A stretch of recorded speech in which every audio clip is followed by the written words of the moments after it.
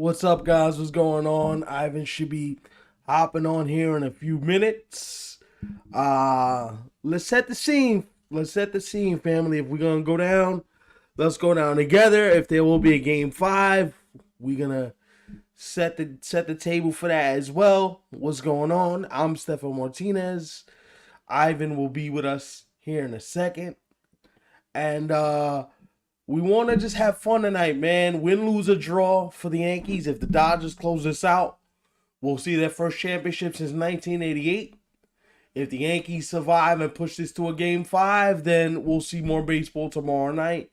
So we just here to have fun, kick it, have a grand old time. Whoever you're rooting for, I don't know if this is the outcome that Yankee fans wanted, or expected, or the baseball world for that matter, but we're here, and it's just one of those things now where you hope that there's some fight left in the Yankees. You hope that there's a bit of like, hey man, maybe this is the game that gets them going. Maybe this is the game that sparks something in them. Do I think that that's possible? Yes. Do I think it's likely? No. But possibilities and likelies are very two different things. So we're going to watch this game together. We're going to hang out. We're going to talk about the game. We're going to laugh. We're going to shoot the shit. And also, whatever your takes are on the game, give us your commentary. We got one comment in here already. I shall watch the madness. Amazing madness, says Rick. So, we're going to watch this together like a family. Should be a fun night. I can't wait for it to get started. Now, some people say they can't wait for it to be over. So, whatever part of the spectrum you're on, we're here for you. If you think it's over tonight, we're here for that. If you think there will be he's on his way. He's on his way. He's putting little man down for the count. But Ivan is on his way. He should be here in a matter of moments, You know us Puerto Ricans, bro. We fashionably late. Niggas gonna be fashionably late to their own funerals out here. It's just how it is. But, little man had to be put down to put to sleep. So, to the people in here, what's up? Get comfortable. You know what I mean? It should be a fun night. Do the Dodgers make history, or are the Yankees on the side of making an epic comeback? I'm here for it. Whatever happens is gonna happen. I'm here for either or. Hit the like button on the video. Hit the share button on the video. Let people know we're live. We're gonna have a grand old time tonight. So, if you're in here and you're hoping for a comeback, you would be in the minority. Well, if you're in New York, you're in the majority. But if you're hoping for a comeback and you just like baseball and you want to see great baseball, we agree with you. But I think a lot of people want to see the Dodgers win this thing. I think a lot of people want to see them win this thing. And so we'll find out where everything sits tonight. I can't wait to get this thing up and running and see who comes out on top. Should be a fun night. And is this the night? I want to leave this question in here for you guys to digest. Is this the night that Aaron Judge gives us something? Do we get something tonight from the Yankee captain? Or does he go meekly into the good night and says goodbye to the postseason? What do you guys think? Share your thoughts in here. We're going to be in here for the entire game unless it's a merciless blowout, which let's hope not. What do you guys think, man? We want all you guys' opinions, all you guys' thoughts. So, let's get this thing going, man. Let's see what you guys are thinking. Let's see what you guys are feeling as we go through this. To be honest, the reason why I feel the way I feel is I don't want this baseball season to end. I think that this baseball season has some life left in it. So I'm just hoping that it doesn't end here tonight. But if it does, it was a hell of a first season for 27 outs, that's for sure. It was a hell of a first season for us, and We did the damn thing. We brought you guys content. We're gonna give you guys more content as the off season, picks up and as this World Series winds down. So be on the lookout for that. Um, Also score predictions. Let's go get score predictions in here for the people that are in here. Give us some score predictions. What do you guys got? Who do you guys got? Does it end tonight or are we going to a game 5? Talk to me. Talk to me. To the people that are in here, talk to me. Tell me what you guys are thinking, feeling. What's the vibe right now as we get you set for a game 4? 4-2, Razor says. 4-2. So anybody else in here with a score prediction? There he is. There he Yo, is. what's going on, everybody? My bad. You A know little what bit of a I delay, but I'm here. I'm here. mean? You did make it before first pitch, Yeah, so no, for sure. I was definitely gonna make it for that, no doubt. we will see. We will see. All right, cool. Razor says 4-2. 4-2 don't matter who the winner is, Razor says. So, all right, let's get some, if you're new in here, let's get some score predictions, but once again, guys, hit the like, hit the share, let people know we're in here. It should be a fun night. Win, lose, or draw. I'm gonna have fun. Um I'll tell you this. It wasn't what we expected, but you know what? No matter what happens, we are we are we're here now. So it's do or die for one side and it's history for the other. Now, I have one question before we get started. This is one baseball question I have for you. Right off the rip, I'm gonna ask this. Are you surprised Gerrit Cole did not take the ball tonight? Yes and no. I know because I just think today's baseball, it's just it is what it is. And yes, because I would think that with you not being able to lose another game, considering the fact that the Dodgers are up 3 games to nothing, I would Mm-hmm. think that if you're gonna go out dying, you're gonna want to go out dying with your best, and Right. that would be Gerrit Cole. But like I said, I see it both ways. I also see it for modern day baseball and the fact that a guy like Gerrit Cole does cost so much, and Mm-hmm. do you really want to risk possibly being eliminated tonight and then who knows, arm injuries or something along those lines in the future? But it is what it Yeah, is. I hear that. I hear that. I think I think it's a tough spot to be in. I think it's a tough spot to be in because I think no matter either way the Yankees would have went, they would have been scrutinized. Because if you lose tonight and Cole pitches and he gets rocked and it comes out that his arm is shot and he's dealing with XYZ, then you look like, why Yeah. the hell's he even on the mound? Um,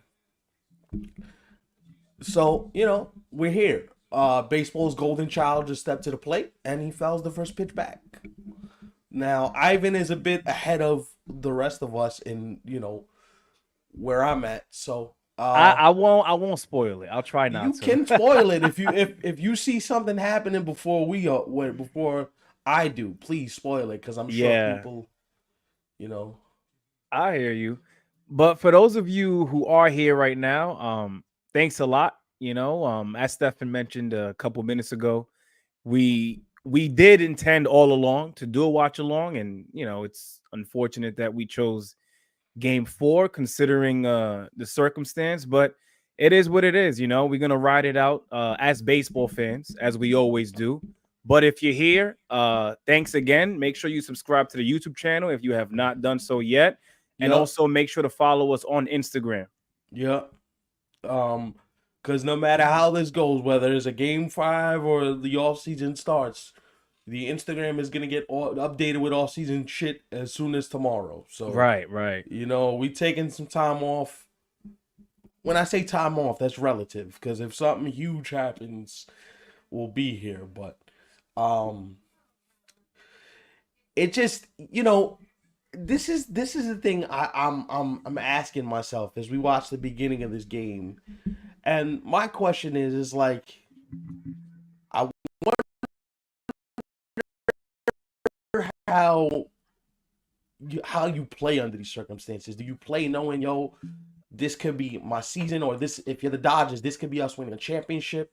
Like, I wonder how they go about doing that. Because in my head, I'm like, yo, I'm not trying to come back for a game 5 tomorrow.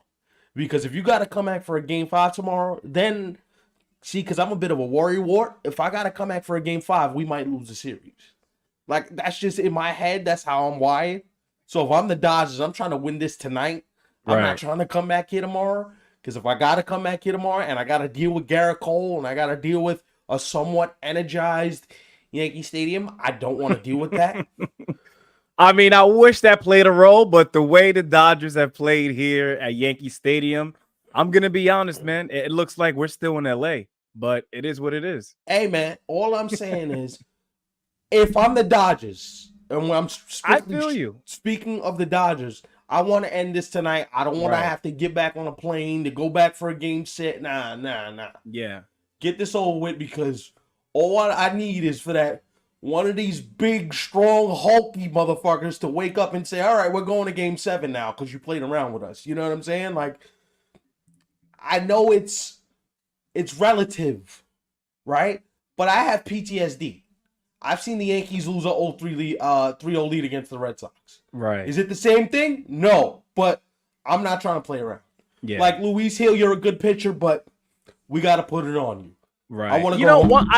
I'm glad you actually brought that up, Stefan, because one thing that I have heard over the past like 24 to 48 hours is, back in 04 what the Red Sox did to the Yankees after being down 3-0.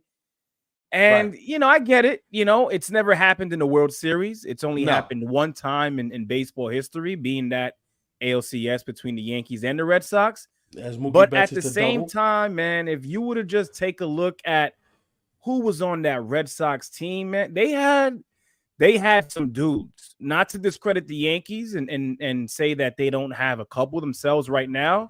Mm-hmm. But that Red Sox team, I mean, you know who it was, Stefan. Pedro, Poppy, Manny, Big Poppy, Kurt Schilling, who, by the way, got surgery right before that second game that he had to pitch and pitched his ass off. Like, come on now. I'm going to tell you, I don't believe that. I believe the bloody sock is a myth. Yeah? I believe that. Why? He got surgery. People get surgeries every day. I don't believe his ankle was as bad as they said it. Unless the human body, he turned himself into Superman. I don't believe that. You know why I believe it, though, in a way? And I know this is a crazy comparison, but even if we go further back, right? Let's go 40, 50 years ago, where players probably played with blown elbows and torn ACLs and who knows, missing toes. I don't know what kind of issues guys had back then, right? But just knowing that they didn't have the same treatment that is available nowadays or even 20 years ago, right? Freddie again. A lot of guys still... Freddie again. This is. I'm gonna be honest, man. I'm gonna be honest. And listen, for those of you who are watching, the show right now along with the game. God damn. Listen, I know that me wearing this shirt right now is the equivalent of wearing a clown mask. Like, I guess I started Halloween early. I know Halloween is on the 31st, but listen, man. I'm here. I always got some type of baseball gear on, and I mean, I'm still rocking with the Yankees, but oh my gosh, Freddie. This guy said, "Listen, yo, that's 4 home runs." Let me ask you a question. At some in point, as many games, but at some point, when do you stop pitching to the dude? Serious question. Not trying to be funny, especially with somebody on. I agree. Damn, man, he is locked and loaded, honestly. Oh, shout out to my mom. That's my mom right there leaving comments. There you go. Mama Duke. This is just absolutely crazy, man. 6 straight postseason game with a home run for Freddie Freeman. Wow. Yeah, because I think the first 2 began back when he was in the World Series with the Braves. With Atlanta, yeah. Yeah. Like, serious question, right? Let's play the game. What a play by Luis Hill, but he beat it out anyway. Let's play the game. why are you pitching to him? Serious question. Right. Like if Teoscar hits a 3-run shot and you're down 3-0, I'd rather give up the 3-run shot to Teoscar Hernandez than pitch to this dude. Why are you pitching to him? Like I'm not even trying to be funny. Like at that point, it's like you're asking to get your ass beat. Seriously. Like what if he took Gerrit Cole deep with if he took Nestor Cortez deep with no problem, if he took your second best pitcher deep with no problem, why are you pitching to him? Mm-hmm. Like, and this is where, right? Like, we can say the offense has to get going for the Yankees. All this is true. But, all right, we're going to turn this into a therapy session of the things that I hate about the current game. If it's me and you on the bench, bro, aren't you sitting there going, yo, I'm walking this dude because even though I'm down 3-0, if he beats us, we deserve to lose. Right. He's been the best hitter in that lineup for the whole series. Why are you letting him in particular beat you? I agree. At some point, you have to make an adjustment. And if walking him is the adjustment, then so be it. It baffles the brain. It baffles the brain. You know, you said something on our last video that I want to get into because this game obviously hasn't started worth of shit. So, by the way, if you guys haven't seen our World Series preview, go check it out.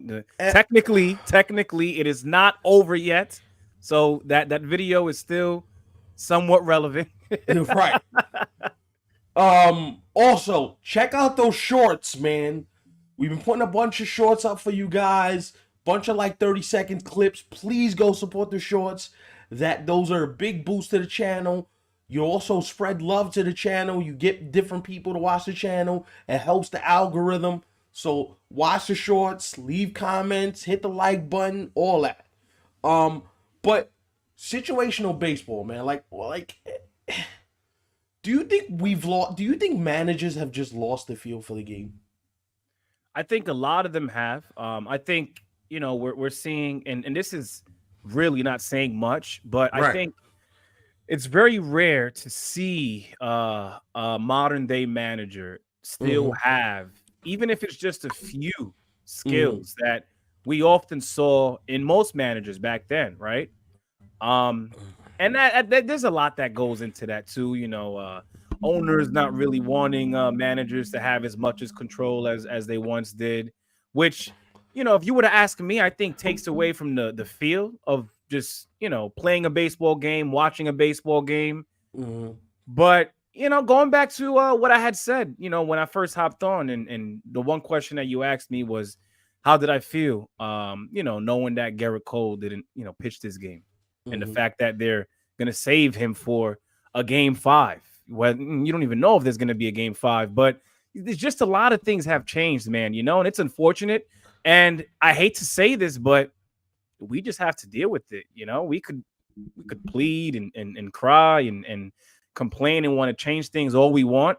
But certain things, including, this whole manager thing, it is what it is. I hear you. We have an interesting question here. What do you think about the That's an interesting question. Because I'm going to tell you a thought that popped into my brain today. Thank you for submitting that question, by the way. Appreciate it. Yeah, it's my sister. Shout out to her too. The whole family's in here. Words. Appreciate that. I would have done something radical today, my boy. I would have played Jason Dominguez in left field. What I got to lose?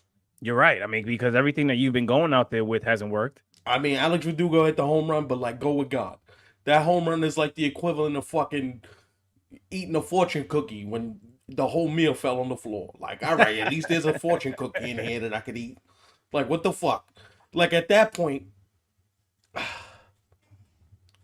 not to be the Monday morning quarterbacker guy, because I don't want to be that guy, but it's like nothing else you try is working. So why not try this? Right? Like, what bothers me too, and I'm glad we're talking about this, just making changes and what ifs and why didn't they do this instead. One thing that really bothers me, and you might think differently, Stefan, if you do, or if any of you guys who are watching right now think differently, comment below and let me know. One If we thing do that, think differently, I'm gonna tell you about it. So yeah, you I'm gonna be honest. I kind of feel like, dating back to the ALDS, right?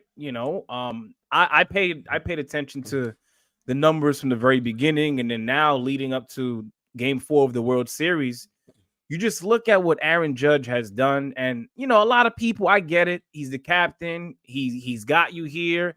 He's one of the main reasons why you're even able to participate in a World Series for the first time since 2009. But oh, how many times was Aaron Boone going to be okay with just penciling in Aaron Judge in the 3 spot?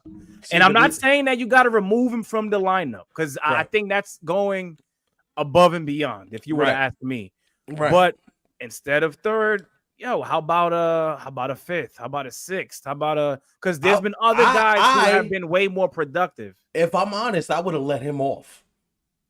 I put him in As the in leadoff spot. lead him off. Okay, sorry. I thought you said take him off. No, I'd have let him off because Right. you get more at bats. He sees more pitches. They're not gonna walk you. You're gonna have to get pitches to hit in the strike zone. Like, honestly, I think you hitting him in the position you're hitting him is putting additional pressure on him that's unnecessary. Right. That's just my particular takeaway from it. Like, this is what I would have wanted Aaron Boone to do. You put everybody else in their mama in the 4-hole. You know what I would have did tonight? Yo, Jason Dominguez, go hit in the 4-hole. Go play left field. Right. Whatever happens, happens. If we lose, at least I'm going down with some changes in this lineup. Mm-hmm. Oh, but you don't want to do too much changing because then that inspires panic. What, motherfucker? You down 3-0. Right. At some point, there got to be some level of panic and fear and like, oh, our season might be a wrap. And listen, we talked about this all year. The Yankees' undisciplined approach on defense, taking the extra base, giving away outs on the bases. No wonder why you're down 3-0. Because we could talk about the offense all day. But how about the errors they committed in the field? Right. Like the Gleyber Torres error in Game 1 that gave Ohtani the extra base. Like, you can't give away outs and expect to win these games. This Dodger team is better than any team you've played all year. Yeah, and that's one thing that I knew was going to stand out the moment we found out that it was going to be the Dodgers and the Yankees facing off in this year's World Series. Looking at who the Dodgers had to face, for example, right? NLDS, they had to play a loaded Padres team, Yeah. Good pitching staff from the starting rotation down to the back end of the bullpen. Had some hitters in that lineup. 27-ounce cups coming soon. So just, you know what I mean? And then after that, they faced, which nobody could really argue this, right? They faced the hottest team in the game, in the Mets. Word. Defeated them as well. And word. I think that, call me crazy, not to say that the Mets and the Padres were better teams than the Yankees this season, but I think that the Dodgers put themselves in a better position, having the opportunity to face two of the toughest teams in baseball. Whereas for the Yankees, you look at who they faced in the ALDS. Wow, look at this controversy to start off the game. Yeah, my TV's acting up, bro, so I'm trying to get it back on. Go ahead, say it. Fan interference. They said that Mookie Betts wasn't given a shot to catch the ball, and the fan tried to rip the ball from Mookie's glove, and he did. Wow. What a freaking... Yeah, Yankee fans, you're desperate. You're desperate. If you're doing that, you're desperate. Like, at that point, the Dodgers got you beat. Your fans out here ripping the glove open to try to get the ball? Damn, bro. The Bronx is Bronxing right now. I don't know why I can't get this thing going, man. This was perfectly fine yesterday, by the way. They don't want you to go through the agony of watching this shit. You know what I mean? But we're going to talk about this 0-2 count on Soto right now. I have a question. Mm-hmm. If the Yankees get swept in the series, does it change does it change Juan Soto's mind and coming back and playing for the Yankees next season? If I were him and if I were to put myself in his shoes right now, listening to you ask me that question, I'm weighing my options, bro. And not that he wasn't going to do that anyway in terms of what some of these teams are going to offer him. But now, where is it that I would like to go? Prior to the World Series, if I were Juan Soto, I was leaning heavily towards coming back to the Bronx and remaining a Yankee for who knows how long, right? Mm-hmm. But, I mean, listen, that run that the Mets just went on, that was very appealing. And I get it. They may not have some of the guys that the Yankees don't have, but one thing for sure is they got a guy in Francisco Lindor who you know is going to help you out in October. You know, a youngster in Mark Vientos. And we talked about this in previous videos, which is why I said to go check out that World Series preview video, because not only did we talk about the Yankees and the Dodgers, but we also talked about how the season ended for the Mets and the Guardians. So there's some good stuff in there too. Nah, for sure. Nah, I just want to ask that question off the rip, just to get your reaction. For people to really sit here and still think that the Yankees are the favorites, I respect it. To me, if you're asking me, I think they are the favorites because I think it's them and the Mets that are going to offer the most money. I think everybody else is just here for child's play. There ain't no other teams really in the mix. This is an all New York battle. The rest of y'all niggas could get out my face because ain't nobody really got 600, 700 million just laying around to give this dude. The Dodgers ain't doing it. He came back from San Diego. He don't want to go back there. Who's doing this? Let's if you want to do this, who's giving them the money? Right. Who?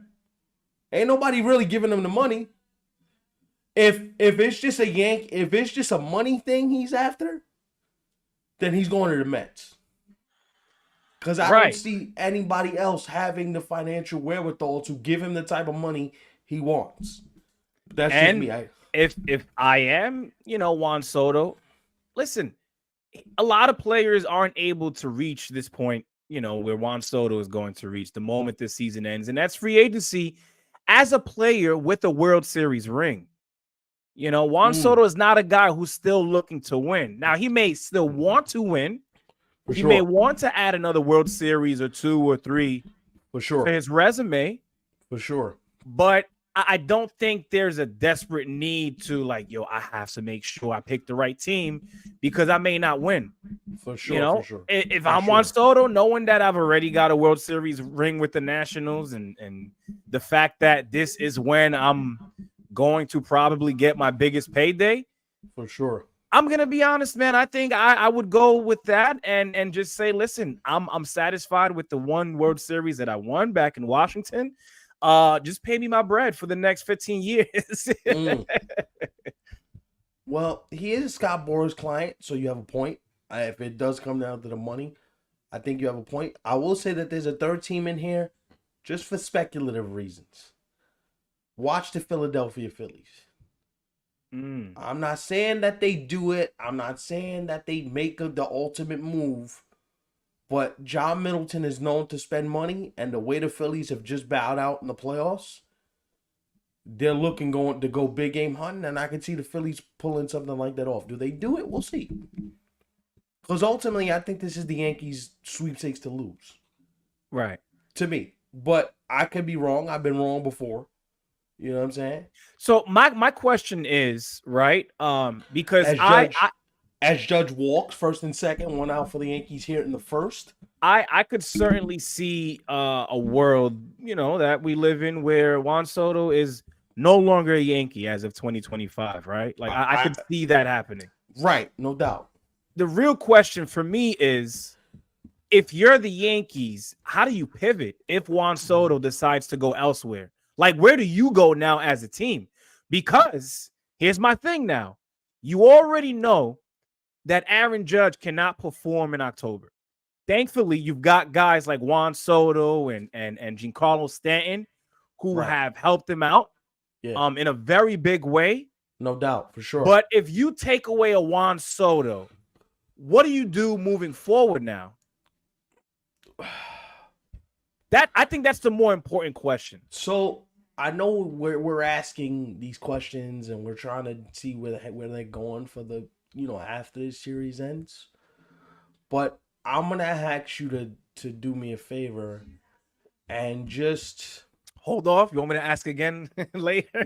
ask me again in about 2 months from now. All right. Because when the dust settles, because what we do is we get too far in the moment. Like in the moment, yo, he's leaving. And then, right? All that could be true in the moment because you're down 3-0. The Dodgers look unbelievable. I get it, right? Mm-hmm. But when the dust settles, he's had probably the second best year of his entire career hitting behind Aaron Judge. Yes. So while in the postseason, it may be hard to put yourself in position to say, yo, do I really want to stay here? Do I really want to hit behind this guy? Do I really want to make it? Like, you know what I mean? All that's true. That's a valid point. But I just don't think right now is the time to make the point simply because we're at a point right now where everybody's thinking with irrational thought. Mm-hmm. You know, you're about to lose in the series. You're looking crazy. People looking at you, wow. And you just like, bro, what the hell? How do you come back to this? Right. But when the dust settles, you did get to the series. He did have the best season of his career. It's not like the Yankees are gonna be cheap and not pay him the money. The question is, yo, forget about him. Do the Yankees even want him back? Like, are you at the point where like even paying a Juan Soto is worth it for the future of your franchise? Does it make sense for you? Like, that's the thing. That's what I'm saying. Come back to me because we're just looking at it from the player perspective. Mm-hmm. We don't know what Hal and Cashman's thought process is and if it's even worth it for them at this point to even explore the idea of giving him $600+ million. Is that crazy to say? Yeah, because he's Juan Soto, he's 26 years old, and he's one of the top 5 players in the game. Right. But at the end of the day, you know and I know, it's hard to say, yo, I want to pay somebody financially all this money and you know what I mean? Like, that's hard. That's hard to say. So, here's what I will say. What I will say is I do agree with you on this. I think at the end of this, right, we do have to ask ourselves, is this team just not, is this ownership group, is this front office, is this managing, is this coaching staff, are they just all soft? Is this where we are? Are they all soft? Forget about player. I was gonna say the players too, though. Like in addition to what you already mentioned, because well, I mean, can somebody do something offensively? Is what I would say. That's all. I mean, I know Aaron Boone. You know, he may not have made the greatest decisions in this World Series, especially going back to Game 1. But he's the least of their problems, though, bro. Right. I'm gonna be honest. He's the least of their problems. I mean, to me, I can't blame him if your offense don't show up. Right. I'm not saying to blame him for that reason because that's one reason why you don't blame him. Mm-hmm. But I mean, how about the rest of this team, man? Like, I didn't think that the World Series would be essentially a two-man band and Juan Soto and Stanton. Like, this is just ridiculous, man. Like, where's the fight?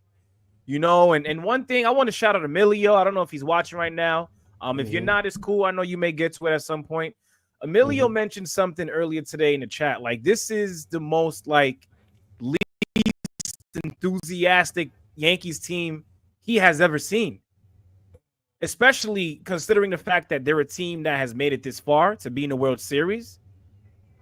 Like, where's the fight, man? Like, just like, here's my thing, right? And I know a lot of people. I'm able to remove my Yankee fandom. Thankfully, you got some people who they can't do that, and God bless those people, right? But thankfully, I'm able to take a step back and say, listen, man, I was expecting for this to be a 12-round bout. You know, comparing it to a boxing match between two fighters, I thought that this World Series was going to be that. Baseball thought And the if you same really thing. look at it, man, we're looking at a fourth round knockout. Like So if the score, continues to remain in favor of the Dodgers for the rest of this game, as we've already seen, 2-zip as we speak, this is a fourth round knockout, bro. I mean, you tell me. see, you don't want to know what I We got really robbed think. of 8 rounds, is what I'm You trying to say. you don't want to know what I really think, because if I tell you what I really think, we're gonna get into some shit that I want to hear it. I don't mind. Now, the people who are watching, do you guys want to hear this? Comment below. know what If I we mean. get one yes, you got to say it. Because if I tell y'all what I really think, I'm gonna spin y'all niggas' minds. Right.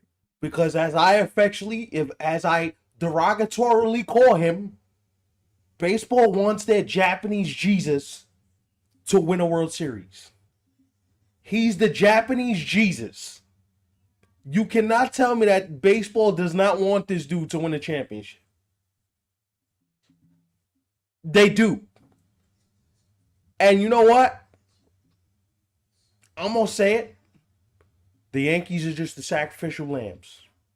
They would have done it whether it's the Yankees. They would have done it for whoever came out of the American League. They would have done it to.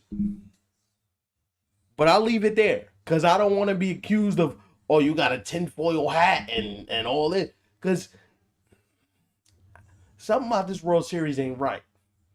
The umpiring, the obstruction call in game one, the fan wasn't removed from the game. He stayed there. Nobody kicked him out. You telling me all this is on the up and up? Right. I don't think so. I don't want to sit here and say that that's wrong or something that's impossible, because who knows, right? And it makes sense, especially when I hear you break it down. But I'm just taking it for what it is and what we've been shown this far. Because like you said, Stephen, before you even got into that point, even though that's what you believe, it's something that is it's a little touchy, because you have some people who they'll hear it and they'll be like, oh, well, you're a bitter Yankees fan. And you're just jealous that the Dodgers pulled up to the Bronx and did whatever the hell they want. And listen, if you want to say that, go ahead. But what Stephen said is a possibility. I look at it from this perspective, right? I look at it from the perspective of, as Emilio reiterates his comment about the softest Yankees team he's ever seen. Exactly. Thank you, Emilio. This is not the softest Yankee team I've ever seen. I've seen some softer Yankee teams. Well, I'm sure we have, but in the World Series, though. I mean, did we see that Yankee team in 2003 who got their ass whipped by the Marlins? That team was soft. Yeah, a young Marlins team at that. Yeah, if you want to talk about the softest Yankee team, we could go back to that Miami World Series. We could go back to the series against Cleveland where they ain't do a goddamn thing, and they got their asses whooped by the Indians at the time. We could go to 2012 where they got swept by the Tigers in the championship series. You see, I'm building a cadence here. I'm building a rhythm. We could go to 2010 where they I'm not interrupting you, by the way. I got the game back, not on my TV, but it's on my phone in front of me. And it, know what I mean? So look, we could go through chapter and versus soft Yankee teams. We could do this. What I'll say is, if it ends this way, guess what? Baseball got its wish because Ohtani gets his championship. But you know why this is good? You know why this is good that it ends this way? Because now we can I can say to myself, you know what? At least you didn't make me believe something that wasn't real. Like if you get swept, there's no, nah, they had a shot. Like, nah. I mean, if that happens, and I hope that doesn't happen, because we would be missing out on some great baseball. That team was fucking soft. We could argue it all day. Nigga, I will get you up here on the stream. That 0-3 team, the way that ended after hitting that walk-off, they were soft as silly putty. Fuck is you talking about? Let's argue it, bro. Argue with me. The game is shit, so I argue with somebody. They were soft. What I would say though, if I had to choose this team versus that 03 team, I would rather go with that 03 team. That But 03 team I get your point though. Like this is not the first time we have seen the Yankees be look viewed like as a soft death. team, right? Yeah. They look like you know who the Knicks are? I mean, you got me thinking about basketball already. You know who they are? You know what this Yankee team is? They are the Cleveland Cavalier team that got swept by Golden State in 2017 when KD Wow, just that's huge right there. I'm listening, by the way. That's huge. That's huge. What I just saw is huge, man. What a way to get out of it. They needed that. Absolutely. You seeing it right now? I'm about to see it right now. Yeah, man. Because if that holy shit, if that gets by, it's 3-0. Yeah, exactly. Fellas, please. I'm not asking you to fucking save the world. Just win one goddamn game. That's all I'm asking you to do. We're not asking you to solve world problems. Please, I mean, goddamn. What I did want to say though, because holy shit, you mentioned the possibility of a sweep after tonight's session, and I want to say this right. In addition to that, he's ready to argue. That would be such a terrible way, not only for the Yankees to go out like that in the World Series, but go back to the last time they made the playoffs 2 years ago, where they got swept by the Astros. ALCS by the Astros. Yeah. I mean, that's hard. That's tough. So let me ask you this. I'm gonna ask two questions. Does this ring now put Dave Roberts in the Hall of Fame? Because this will be second championship as a manager. He had one with the Red Sox in 2004. That's 3 championship rings. He's had great success with the Dodgers as manager. Does this second ring now put him in the Hall of Fame in terms of you start looking at him like, yo, he's one of these guys that just finds ways to win? Right. Because to me, Dave Roberts, if he wins this, you're a Hall of Fame manager. To me. Yes, I agree. The second question, and shout out to Dave Roberts, and they might not be done, you know, because we know the last time they won was in 2020. Yeah, you know, a lot of people feel how they feel about that World Series, but I think in any sport, when it came to championships that year, because even the Lakers, they won that year. A lot of people say, "Oh, you won it because of the bubble, this and that." Listen, Dave Roberts went to the World Series and won in 2020. And then they went again, I believe. When was it? 2 seasons ago? They went to the series in. They lost, of course, but I know after they won in 2020, they certainly went back again. And I say that because did they? I think they went back again, bro. Yeah, I don't think they did. They did. You could Google it now. Because I know 21 beat Atlanta, beat Houston. 22 Philly beat Houston, and 23. Let me see. No, I didn't think they went back since 2020, bro. Let me see. Postseason results here. You're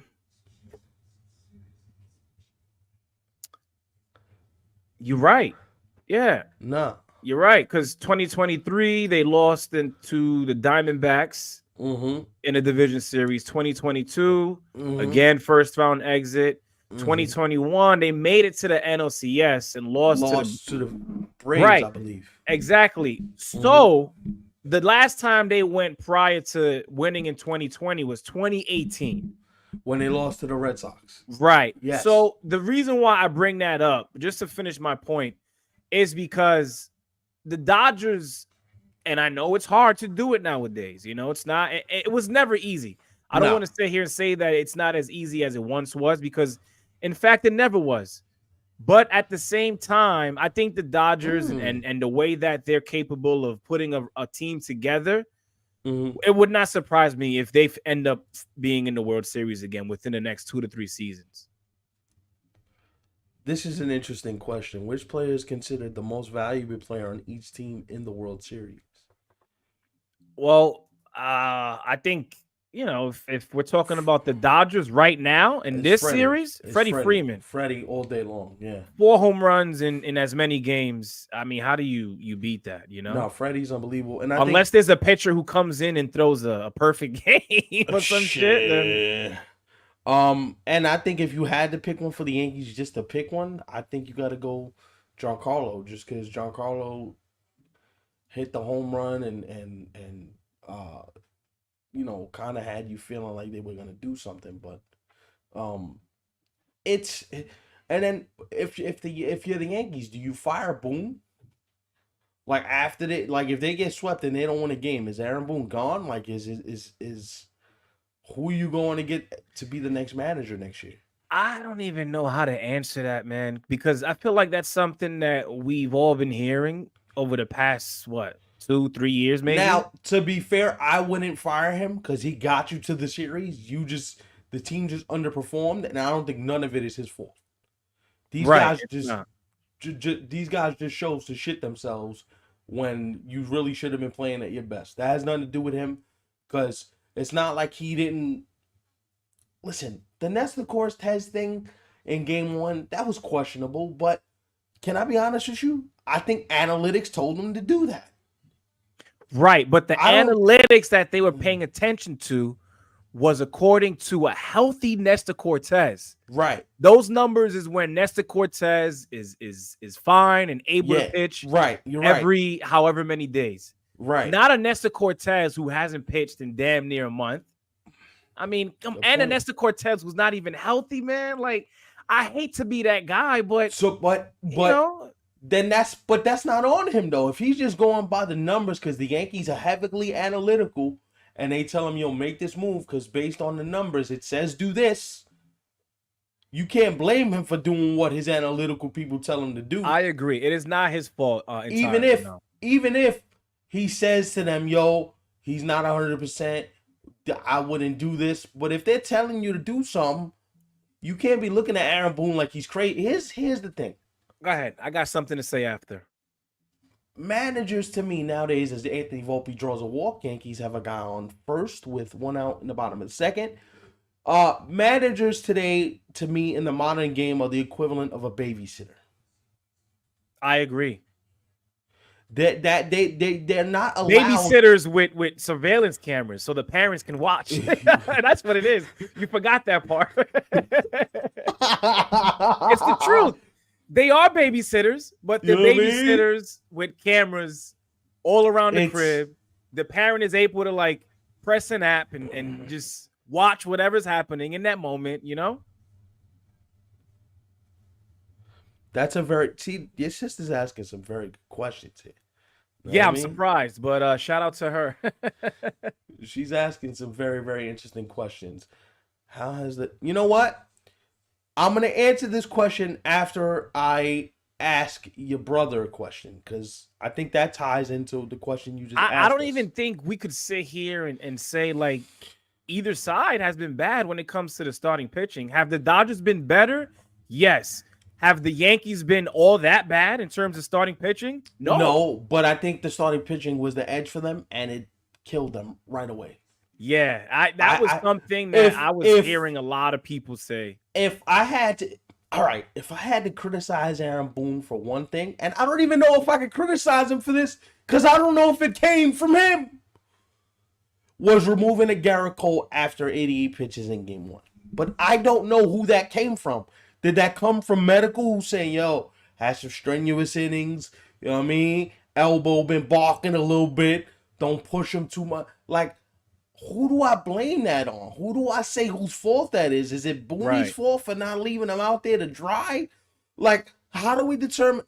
My question is, how do you assign blame? Is my question. Nowadays, it's tough. How do you say, "Yo, you messed this up"? We don't know who to blame because there's so many different decision makers that go into every decision that is made before the game even starts. Right. That it's like, yeah, I know Aaron Boone's the figurehead that's gonna answer questions to the media and gonna do all that, and I'm here for it. He's the punching bag. Yeah, which is unfair. But like, I mean, what the fuck? Not to get vulgar with profanity, but sometimes you just ask yourself. Oh, wow. Wow. What is going on? Oh boy. I want to say something, but I want you to be able to see that and react and Is it gonna piss me off? no, actually. It might just a little bit, but not entirely, no. Austin Wells, did you just hit a fucking home run? Wow. They got a base hit out of the infield. Volpe, don't tell me you got thrown out. Don't tell me you got... Why did you not score on that? Yeah, you see that's why Are you fucking kidding me? Exactly. Yeah. I still think a guy with his speed, even if you go back to tag up, you still got to score there. Why are you tagging up? But you have the balls to send your Carlos Stanton yesterday. That's true. That's true. I agree. I'm gonna have a meltdown. I'm I'm literally at the point where like, fucking stop him, you fucking idiot. Exactly. Like if there's anybody you're gonna want to send, it's Volpe. Send him. Exactly. I agree. Watch this motherfucker strike out looking, cause that's just what they do. All right, what I wanted to say about something that we were just talking about, and this is actually my last thought about that, unless something else comes up later tonight. It will. We're gonna be here. We're gonna be here for a little while. I agree with you in terms of, it's not always the manager's fault nowadays, right? I agree with you wholeheartedly. Right. But here's the thing. If I were Aaron Boone, right, and if I did have some say, what I would have done was, hey, Cortez, I spoke to Hal, spoke to Cashman. They told me that they would like for you to be on the roster. Now, here's the rebuttal. I would simply say this. You're going to pitch, but just know that it's going to have to be in situations where it makes sense. And in game one, I get what you said in terms of the numbers and the analytics saying that it would favor Nestor Cortez. No doubt. But I just would not have brought him in an extra inning situation. I personally would not have. I understand that, right? But like, how much pushback do you get? Like, how much pushback are you allowed now? I understand what you're saying. We don't know. But like, we could sit there and say, yo, pushback. Oh, I wouldn't have done it. I wouldn't have done it. Oh, look at that. A productive out. 2-1 Dodgers. Holy shit. I get you saying I wouldn't have done it, right? Like, because I wouldn't have either. That's the thing, right? Like, I wouldn't have either. But like, how much pushback are we allowed?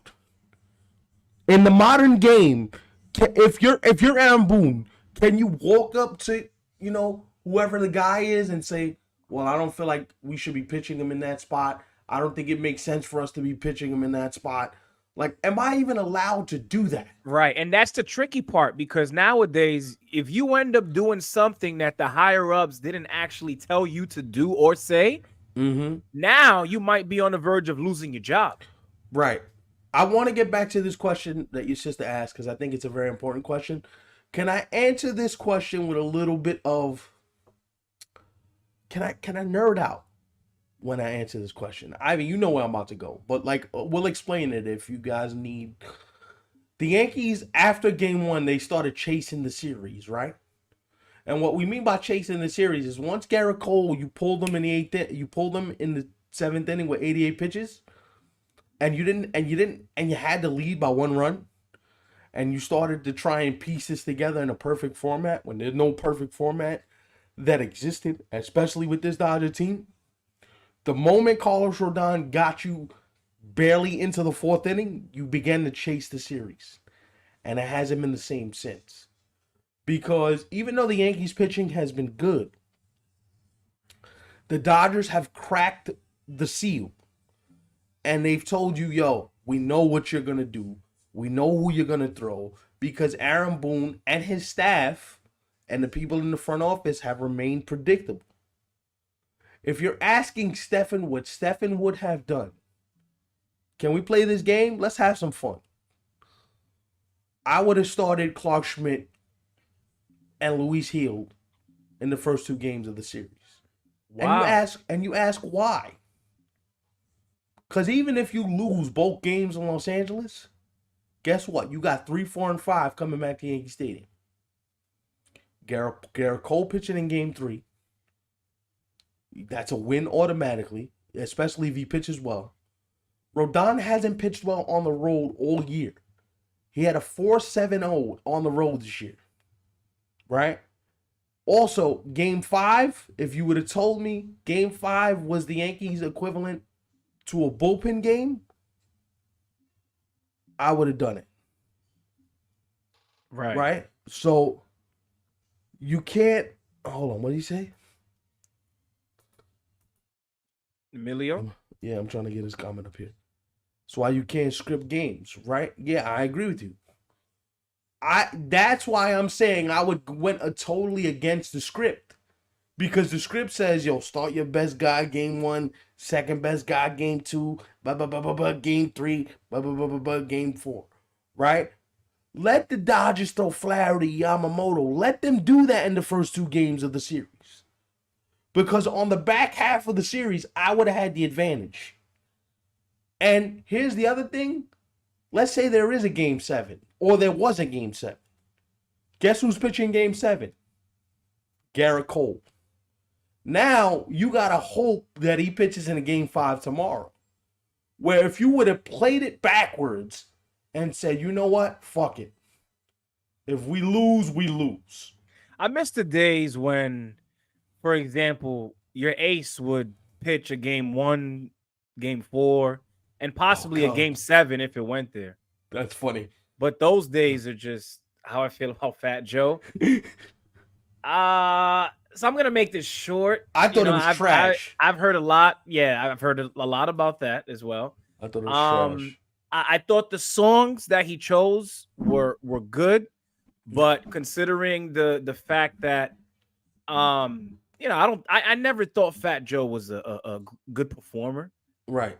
And his then songs, just knowing him performing, being down 0-2, like I would have been in Yankee Stadium like, yo, what are we really here going all the way up for? Fuck is we doing right now? No, but like, here's what I'm sorry. I would have been like that. All right, but here's what I would have told you though. Right? If it were me, if I don't want to hear all the way up in the songs you performed, I don't want to hear New York. I don't want to hear New York, New York. First of all, it ain't your song. It's Ja Rule's record. Right. Right? If I want to hear Fat Joe perform, give him a party record. Like, perform What's Love. What's Love? You ain't gonna get booted. You ain't gonna... Yo, you know what's funny? You say What's Love. Fat Joe performed yesterday, and then Ashanti performed the national anthem. Yes, it's crazy how that would have been cool, man. You telling me you couldn't have them just do real quick What's Love, 2 seconds, bang, bang, boom, What's Love, everybody happy, kumbaya. But we gotta have this big doofy looking nigga with Timberlands on performing all the way up, and you down 0-2, and the stadium is full of... All right, so how about Lean Back? Because I think he also performed Lean Back. Well, you can't perform street records when you're in the middle of a World Series and there's corporate sponsors watching you every year. Sorry. Gotcha. Today Was a Good Day is a perfect record. Because today Was a Good Day is a feel good record. Mm-hmm. You know, Ice Cube, again, why are we pitching to Freddie Freeman? I don't have the answers, but they got the out. Good Lord. Oh, my God. Luis Hill, you're pitching a hell of a game, buddy. I can't even be mad. You're doing your job. I didn't understand why Fat Joe was even selected. I do get it, especially when, because here's the thing. Before he performed, I think it was just a couple of days ago, there was a video that the Yankees had put out. And I think Fat Joe was the narrator. Exactly. He narrated, yes. So the fact that he ended up being the guy who was chosen to perform at, like, I could see how this was already decided behind the scenes. You know how you get me excited? But I think they could have gone with a better New York artist. You know how you get me excited? I perform all the way up. But you know whose verse I want to hear on all the way up? Jake's. I don't want to hear yours. Call Hove. Get Hove outside. You want to see Yankee Stadium go crazy? Yo, I would have lost it if I had seen Hove. That would have been dope, bro. Man. Especially if they got Jay-Z to perform Empire State of Mind? No. If you get Hov to perform his verse on All the Way Up, I probably would have got him and started walking around my room. Are you kidding me, bro? Yeah, but a lot of people they probably ain't trying to hear that because most people, when it comes to All the Way Up, you think of the chorus. So you let him. Jay-Z is not the chorus. So, but you let Joe perform his verse though. I agree with you in terms of Jay-Z having been the better performer if he were chosen instead. And absolutely, Jay's verse on that All the Way Up shit is. Because if you ask me, I would say Fat Joe, get out of here. All the Way Up, get out of here. Give me Jay-Z, Empire State of Mind, and anything else he has, because that catalog is damn near. Now, you know who I would have. You know who would have been my second choice? Busta Rhymes. Get Busta Rhymes out here. Busta Rhymes, really? Busta Rhymes got. I would have preferred maybe 50. Nah, 50 from Queens. You can't do that. Yo, what? That is crazy, bro. We're gonna sit here and act like 50 don't got records? No, 50 got records, but 50 don't got them. Busta Rhymes at least got put your hands where my eyes can see. He got touch it.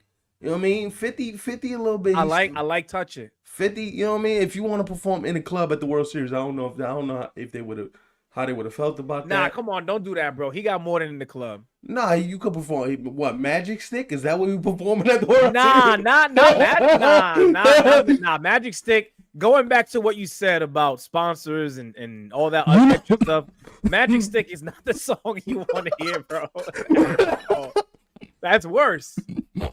You know what's one record 50 should have performed though is Many Men. Yes, Many Men at the World Series would have been. Oh, you know what? Listen, I know we here for baseball, but I saw this clip earlier today. Speaking of 50 and Many Men, he was on the Breakfast Club. Yeah, Donald Trump offered him $3 million. And he said, "Nah." Up to the rally to perform. And he said, "Nah, I'm good." 50 is smart though, because that probably would have bit him in the ass after. I got you. Like he would have been walking to the bank happy, but in the future, he probably would have ruined some deals that were more than likely coming his way. Not all money is good money. First of all, that's true. That's true. I need to just say this for the record. I know this is a baseball show. We can get back to this game in a second. Can we please put some sage, incense, all that goodness inside of Madison Square Garden? Please, can we purify MSG from the filth that was at that rally on Sunday? I'm just saying, please, can you please? The Knicks lost. Notice the Knicks lost yesterday. I haven't really been watching yet. But of course, I'm gonna start paying attention once baseball is over. But the Knicks lost yesterday, and it's not a coincidence that they lost right after Mr. Trump hit the stage at MSG. I didn't forget that. So let's do some sage and incense burning. You know what I mean? Get the bad juju out of the garden, please. I mean, James Dolan, he sees all money as good money, no matter where it comes from. I mean, just going back to your point. I ain't mad. You know what? You're not wrong. Like, use my building, do whatever y'all want. As long as y'all don't light it up on fire, like, we good. We might have to light it on fire. Come on, bro. If you gotta go. Oh man. All right. Let me say this quickly. Shout out to all of you who have been rocking with us. We are now an hour into the live stream. It don't feel like that because we're not even talking about the freaking. That's a nasty pit. That's nasty. Change up. That's why people watch us, right? But of course, make sure you follow us on Instagram. You see it right there at 27 Hours 3C and the YouTube. There's a few of you watching right now. I don't know who you are, but don't make me call you out if you haven't subscribed yet. Make sure you go subscribe. Oh, she's talking. Aaron Judge got hit in the hand. Can we just end this season now, please? Thank you. Dave Roberts, you're up 3-0. Are you really challenging that? He just got rocked in the wrist. It looks like he's staying in the game, though. Oh, he just got rocked too. His body language at first isn't really giving me like I want to be taken out. No, they're not gonna. He's eating it for sure. No, they're not gonna take him out. By the way, I think, you know what I think? After that at bat where he got hit in the ribs, I think he's playing with like a broken rib or like a bruised rib. You seen that breakdown that Big Papi did of him? Mm-hmm. where he's not getting into the pitches. Now, how would you feel if that were to come out to be true after this World Series? Then it changes everything for me. Are you pissed at the Yankees and the fact that they kept him in there and Well, no, I'm not pissed at the Yankees, and I'm not pissed at him for wanting to be in there. Just because I think you're a player. You're gonna want to play. These are the most important games of the year. right?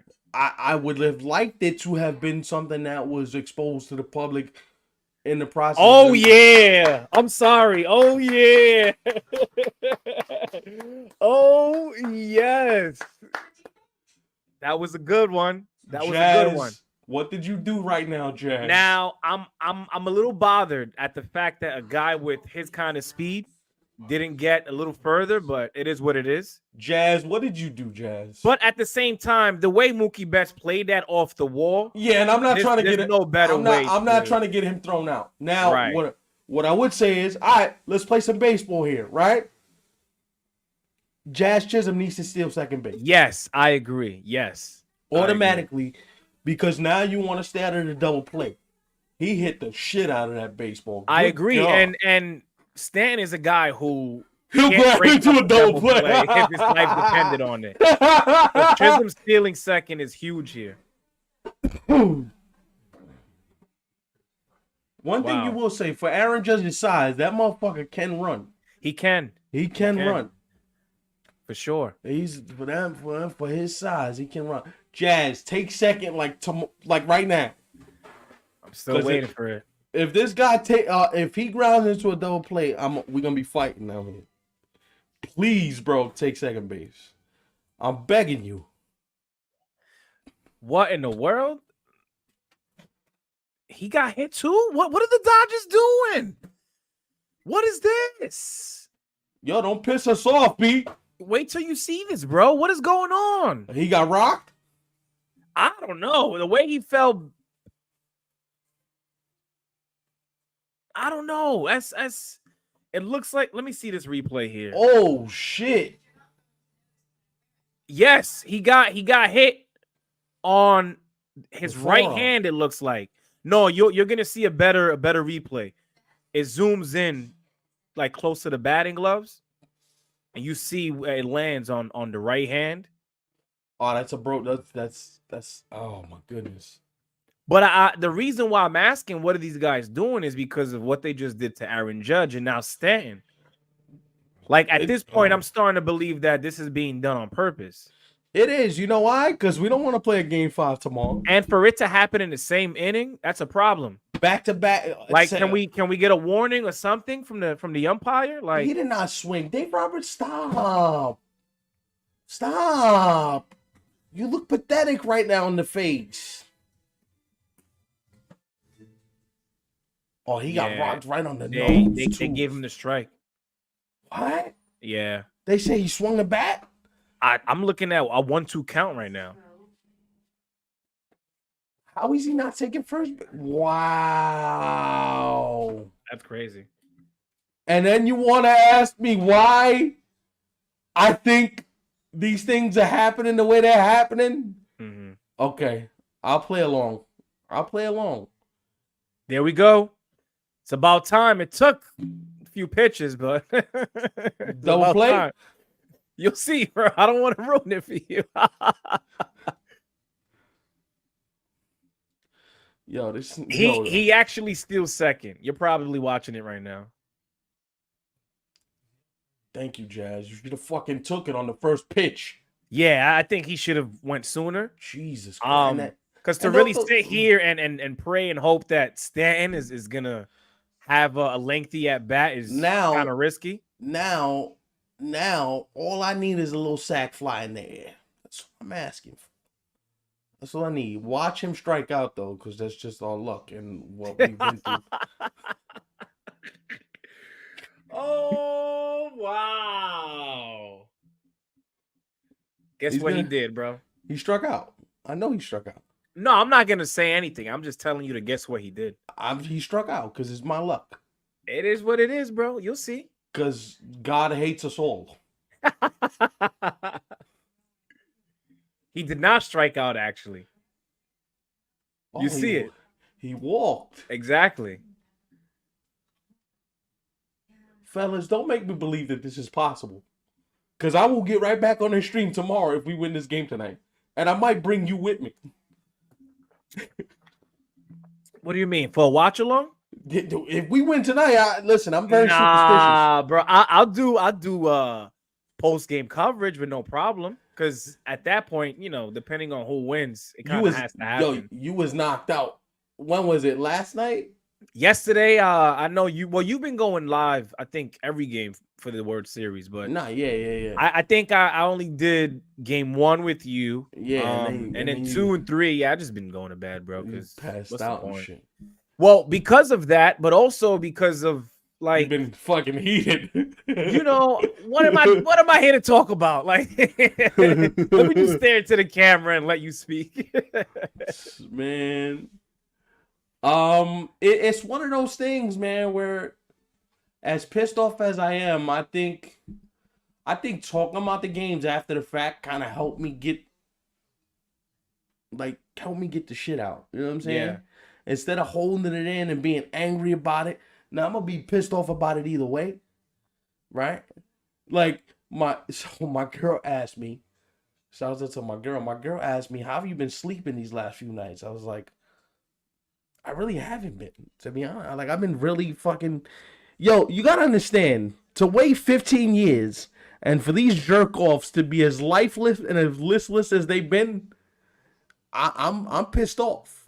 Yeah, I am too. I'm gonna be honest, for them to go out like this, if it does indeed end up working out for the Dodgers after all, why even make it? If you were gonna perform like this, what, just to say that you won another made the pennant? World Series? Yeah. Like, come on, man. Yeah. And that's what it feels like. In the moment, that's what it feels like. You guys are just here just to be here. Yeah. Like, imagine if we would have spent the thousands of dollars to be in the building to go to one of these games live just to watch these jerk off shit themselves. You know what's crazy? Out of everyone who I have on Instagram, I think only one person has pulled up to the World Series game, and it was last night's game. And I saw his stories, and he was just like, yeah, like the Yankees are cooked. That was his actual response. He was like, yo, I think the Yankees are cooked. And I don't blame him, especially when, considering what you just said, Stefan. Oh, boy. Grand Slam Volpe. Wow. Let's go, boys. Wow. Listen, you may not come back for a watch along, but guess what? I might. 3 hours by my goddamn self. We outside. I ain't mad at you, bro. I ain't mad at you. I'm and here if for they everything else. And if they win tomorrow night, I might drag you for game 6 too. All right. So let me respond to that. I will not do a watch along tomorrow. But if the Yankees win tonight and tomorrow, I'll come back. It would be for what? Is that Friday? Friday night, game 6. I'll come back Friday, game 6 for a watch along. You got my word. Volpe hit the shit out of that ball. You got my word. I told you I love that kid. Didn't I tell you I love that kid? Yeah. Haven't I been yelling it all year? Yo, Volpe. Love that kid. That's huge. Love that kid. That kid got balls. Thanks to courtesy of Volpe, we have ourselves a 5-2 ball game. Please, for the love of God, fellas, please. Hold on to this lead, bro. I hope so, man. This Dodgers offense is no joke. Especially outside of their trio of superstars. The lineup is deep, and it wouldn't surprise me if they were able to put up some more runs. But I'm proud of him, though. That was a big home run for Volpe. That's the type of swing, bro. That's the type of swing that, as a youngin', that could unlock him for the rest of these games. Oh, they moved him up today. He was batting, I think he was batting like 7th yet. They moved him up to 6th today. So maybe Booney saw something in his swing that was like... Yeah, I noticed there was actually a couple of things that I noticed in terms of what they did with the lineup. Little funky. Obviously, they removed Trevino. Austin Wells was put back in. Chisholm we talked about was now cleanup, right? And Stanton is the number 5. And then, like you said, they made a switch with putting Volpe in a different position in that lineup too. So I'm sorry, guys. listen, shout out to these changes for working, man, because it was about big time. So I'm sorry, guys. Everybody's texting me to the Yankee fans right now, like going crazy on my phone. Here's what I would say: don't go too crazy, because we need more of this. Listen, and I'm not trying to rain on anyone's Yankee parade. Listen, I'm not trying to rain on the parade either. But can we just be real for a second? Like, where was this 2 games ago? Right. Or yesterday. Like, okay, you came back from LA down 2 games. I'm sick in the face. Why couldn't you have gotten game 3? Like, that shit really eats me alive. Oh, no. Sick in the face. Sick in the face. Just think about it. I'm sick in the face. Oh, but why you take it so personal? Why not? In a way, I'm kind of glad that I have this shirt on today because, Stefan, I made a joke earlier. I was on my way to the gym. I hit up Stefan, and I was like, yo, I'm about to start, ironing my black clothes for what could be the end tonight. Yeah, I was going to pull up wearing all black. You know what would be funny? But I said, you know what? Let me just stick to what I've been doing all along. Even though the Yankees are in this very tough situation. And it looks like it's working out. You know what'll be hysterical is because whether you're here or not, whether Ivan's here or not, guys, if the Yankees win tonight, guess what? My happy ass will be on the stream with a bunch of guests. I might just have guests come through. And we'll just party together. Ivan could come on as a guest. You ain't got to stay for the whole game, but they got to win. Oh, wait, what we partying for? What party? What is the party for is what I want to know. The party is for if people are invited, thanks to you, nothing wrong with that. I ain't mad at it. But I'm just listening to your wording. You said party. I'm like, hold on. There should be only one party at this point. Here's what the party is for. Not getting massacred in the Bronx like a bunch of fucking hapless dogs. I feel you. I hear you. After what this lineup has put us through. Oh, Rizzo, did you just catch that ball? Where has this been for the last 3 games? Are you kidding me, fellas?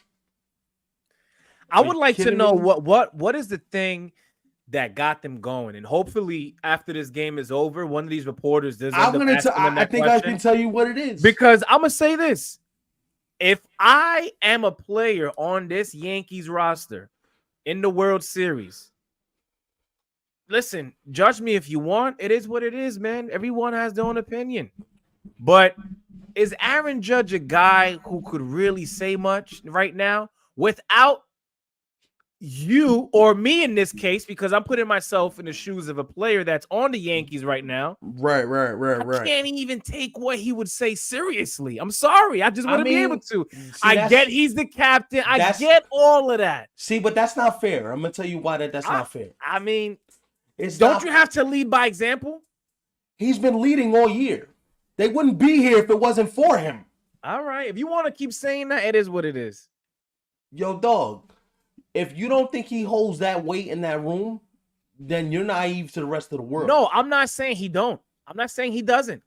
What I'm saying is in response to anything that he may have said in this World Series. Right. If I'm a player on that team. He's not a big vocal guy anyway. If I had to guess who said something, it was probably Rizzo. Right. It was probably somebody like a Rizzo or somebody like a Stanton, somebody who usually speaks. Judge is not the speaker guy. Mm-hmm. Judge is the I'm gonna go out here and play guy and run into a wall. That's who Judge is. He's not the rah-rah speeches guy. So let me ask you this question, because you say he's not a vocal guy, right? And it is what it is. A lot of people aren't. A lot of people shy away from that. Does it bother you that he was named captain, knowing that he can't be that? Well, no, because Derek wasn't a rah-rah guy either. But Derek was about his business, though. Yeah, but Derek always made that clear. Right, but can we say the same for Aaron Judge? In the playoffs, no. No. You can't. But you're asking me, do I want somebody to be captain when they can't lead vocally, right? Like, here's what I think is when I look it's really two things, but I get what you're saying. I'm here's what talking I about not being able to lead vocally, and then on top of that, not being able to perform. I got you. But I think at the biggest stage of them all. But I think this is the thing, right? I think when you look at it from this perspective, I think there's twofold issues here. I think one issue is you're talking about what a play by Anthony Volpe. What a play by Anthony Volpe. Mm-hmm. Oh my God. Anthony Volpe to the rescue for this Yankee season. Oh, he might be safe. I'm looking at the instant replay. He's out at second, though. Yes. And he's out at first. He's out. Nah, he's out. Look at this other replay that they show. He's out at second for sure. It's a further angle, but it's good enough where you see the ball going into the glove and the foot hit the bag. Oh, he beat it. He beat it. Yeah, he beat it. The foot gets to the bag just before the ball lands into Rizzo's glove. But still, what a play by Volpe to get that on the backhand and throw the guy out. That's incredible. No, look, you're not wrong, right? But like, just playing devil's advocate, right? Just being the guy that says, I'm gonna just play devil's advocate.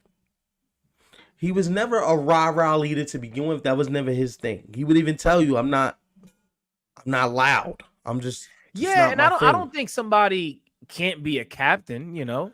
Like if they can't do that. Can I be honest with you? Jalen Brunson is far from a rah-rah guy. Like, he's not a yeller, he's not a screamer, that's not JB. JB is, I'm gonna go out here, get 30 and win the game, and you know what I mean? We'll talk about the rest later. That's not, you know what I mean? Jalen Brunson is very different from your modern day. See, everybody sees the word captain and they want you to be, yo, what the fuck? Why you ain't run that ball out? You know what I mean? They want you to be this ultra aggressive, loud, vocal, you know what I mean, in your face type of dude. Or you heard that story before. David Wright, I think he took like somebody's flipping food. Tables. Yeah. Somebody was eating when he thought the time wasn't right. Right. Yeah, like, so that's just some asshole shit. But you know what? They got the point across because they ain't do it again that whole year. Right. And I believe that's the year they went to the series. He did that. Mm-hmm. So, like, yeah, sometimes it's needed. I do think, though, you got to know the personalities in your room, right? Like, Riz is more of a vocal guy. Stanton's more of a vocal guy. You know what the biggest the problem is with this Yankee team, though? But here's my thing, though, right? As a captain, there has to be something about you. No, whether it be your vocal, whatever you want to label it as, right? Right. There has to be something where, like, we look at you and it's like, yo, that's why you're the captain, bro. Right. Because of whatever. If I had to, all right, I'm gonna because I'm gonna be honest. If the Yankees really just gave Aaron Judge the title as captain simply for his regular season numbers, I have a problem with that. Nah, but it's not for numbers at all. But that's why I want to know. That's all I'm asking. I want to know what if I had to tell you what I think makes him captain is, I think the fact that he doesn't treat anybody differently than anybody else. The next man in the clubhouse has the same right as the first man in the clubhouse, right? Like, he's very big on camaraderie, team dinners. Yo, let's go out. Let's be a team. If we lose together as a team. If you hear the Yankees speak, they're not throwing anybody under the bus. They take accountability if things don't go right. That's an Aaron Judge quality.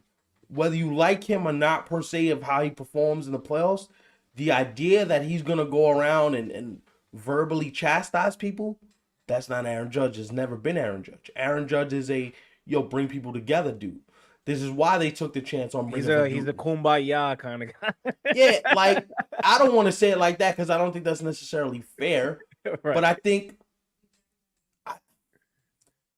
without being disrespectful to the modern athlete, because I don't know what it's like to even play the game at the level they play it at. We'd be foolish to even have that conversation. Mm-hmm. But the modern athlete is much softer with their attitude.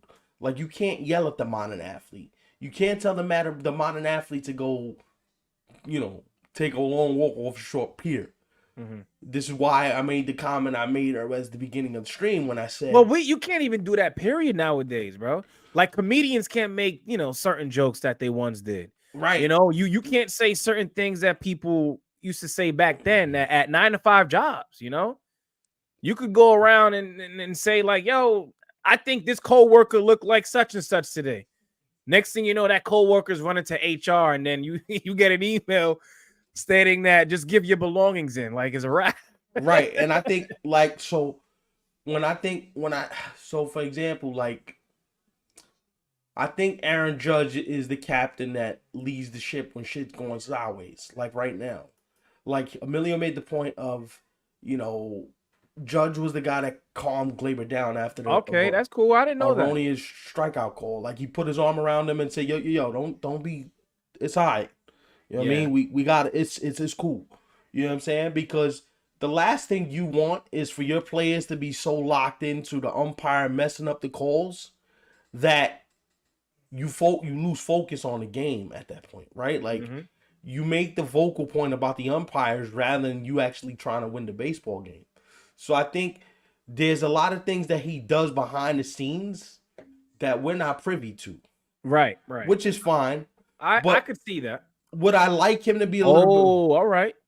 I'm listening to you. Would I like him to be a little bit more vocal in terms of his idea of when shit is going sideways with the media? Yeah. Because while Derek would never curse anybody out per se, when Derek was pissed off. Right. We didn't play well today. We didn't give it our all. We didn't show the fight and the desperation we needed to show out there. So, like, I understand what you're talking about. You want a guy with some fire and some, like, give a fuck is, I guess, the point you're trying to make, which is cool. And I'm not saying that a captain has to be mean or have the characteristic of being known as an asshole, but have some I don't know what the word is, but you know what I mean. Have a little bit of roughness to you. Have some balls, As men, we have two. Have a little more. See, but can I say this too? And I think this is super important. We from Brooklyn. Derek grew up in Detroit but was raised in Jersey. Aaron Judge is a California boy. Like, them niggas, they surf all day. They nice to people in California. Okay, I see what you mean. There's chill vibes out here. When you grow up in the Kalamazoo and you grow up in New Jersey, you got some, you know what I mean? You got some, like, Derek grew up listening. Derek used to walk up to, like, Whoa by Black Rob. You don't think there's some rough edges to Derek? He used to walk up to the shit that, you know what I mean? Like, whoa, baseball player walking up to Otis. He's walking up to Eminem. He's walking up to, you know what I mean? Derek he was hip hop, right? So his whole identity was, man, we got a fucking World Series to go get. Y'all niggas out here playing. You know what I mean? I'm gonna be at shortstop wilding.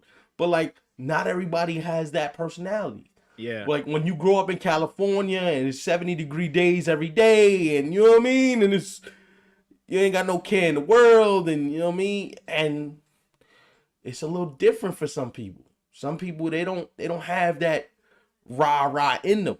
Yeah, and that is actually isn't necessarily a good thing nowadays, because quite frankly, that could actually put you in a position where your career ends sooner rather than later. Yeah, because you end up being known as this disrespectful dude who's always calling dudes out instead of saying it in a better way. Yeah, like, call people out, but say it nicely.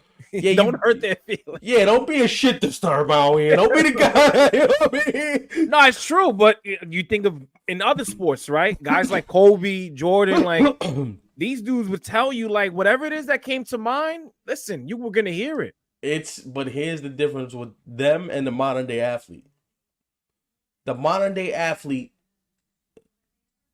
this is the Yankees I know and love. Good double play, Glaber. Yeah. Good double play. Nice. It's the Yankees I know and love. But, like, I'm glad we're talking about this. You know why? Because I feel like the same thing happens with the modern day baseball player. There is nobody that says, "Yo, you hurt? I don't care. Go pitch." Like if this was 20 years ago, guess who's on the mound for the Yankees tonight? Gerrit Gerrit Cole. Cole. Right. Does your arm work? Or it works? Can you feel it? Can you throw? Can you rotate? Cool. Get your rich ass. I think the only question that would really matter is can you throw? Because I think even if can you throw and still feel pain 20 years ago, you still going out there. Yo, what I'm saying is, can you lift your arm? Yeah, exactly. Can you grip a baseball? Yes. All right, he out there. Know what I mean? Like, you pain. What is that? We pitched through that shit. Don't cry. You know what it is? But the modern day athlete, there's a lot of modern medicine with the modern day athlete where they tell them, listen to your body. Don't push your body beyond its limits. Try to be good to your body. Your body's your money maker. With a athlete to yesterday is like, nigga, once I retire, I ain't getting a chip. Because if I'm Gerrit Cole, I don't know if I'm getting back here with the Yankees again. Mm-hmm. So my one lasting impact could be me throwing on short rest, me feeling like complete trash, but me pitching in a game that turns the season completely around. That's why, and I said this, I forgot when it was. It was in one of our recent videos. One thing that I did say was, like, listen, despite what Nestor Cortez did in game one, I like the fact that he's still out there. He was able to make the roster. And deep down inside, you know what? He wants to make a difference if given a chance. I like that. Now, can he? He looked good last night. So I'm not going to beat him up entirely, right? And to be honest, it's not like he himself put himself out there for game one.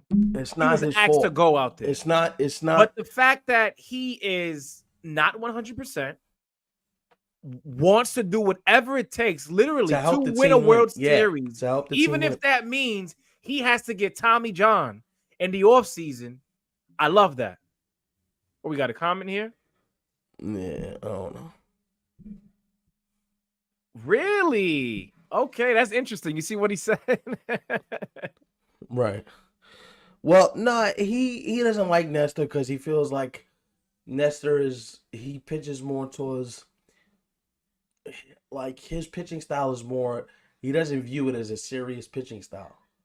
But okay, I get what you mean. Yeah. They were doing this in the 70s. Like Johnny Cueto used to do this back in the day. Johnny Cueto did that a lot too. Louis Tion back in the 70s used to do this. There's a bunch of guys that used to have different arm angles, arm slots. El Duque was like that too. Mm-hmm. So I guess it's everybody's preference at the end of the day. Do I necessarily agree with how he goes about his business? Sometimes, no. Would I like him to be a little bit more buttoned up with his approach, especially when the game is on the line? Yeah. See, I'm glad you said that because I didn't know that about Rick. So that's why I was on some, what does he mean by that? But I understand.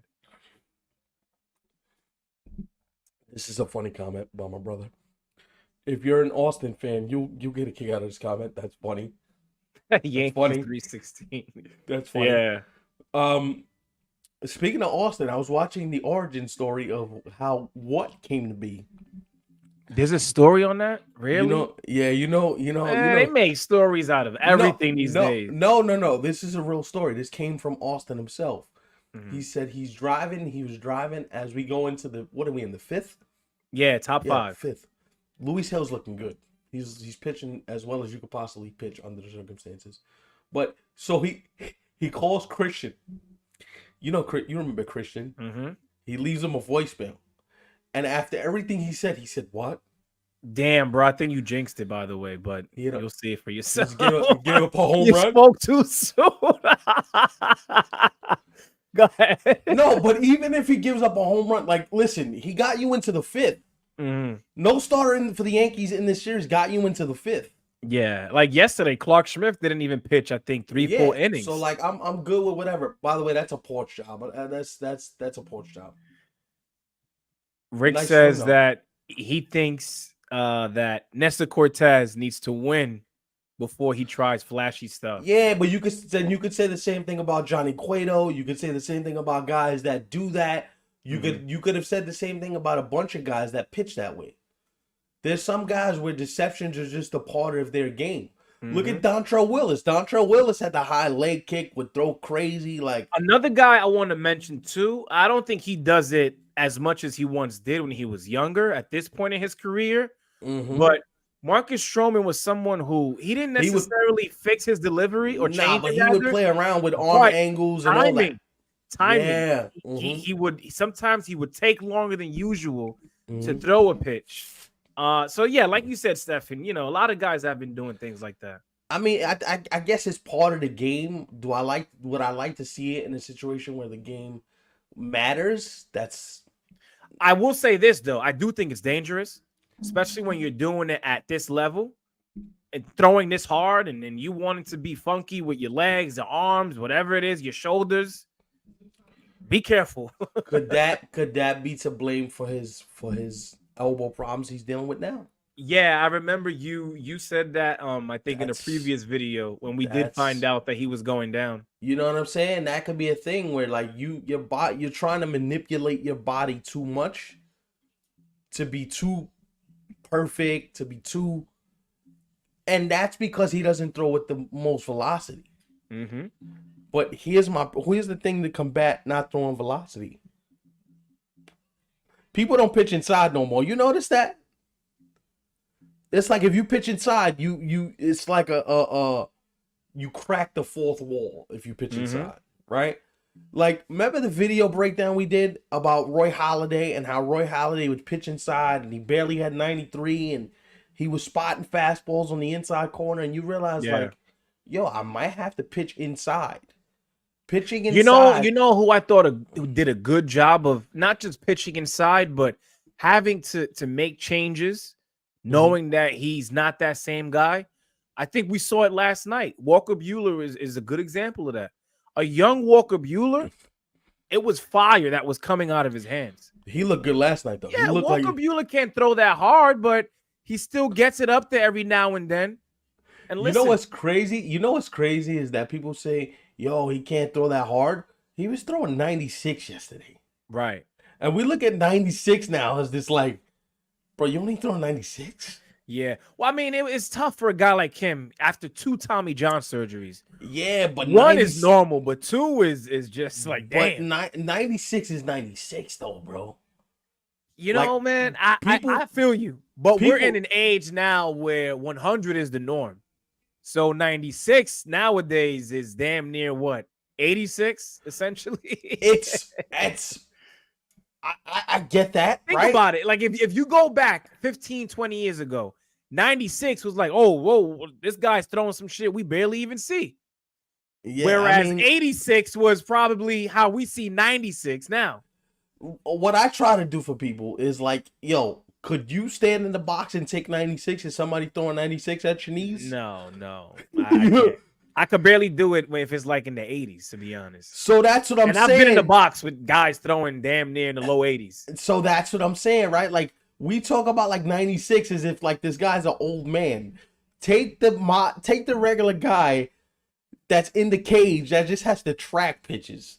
If you got to track 96, you're shitting yourself. Yeah. Here's the thing, though, because there's a couple of things that go into it, right?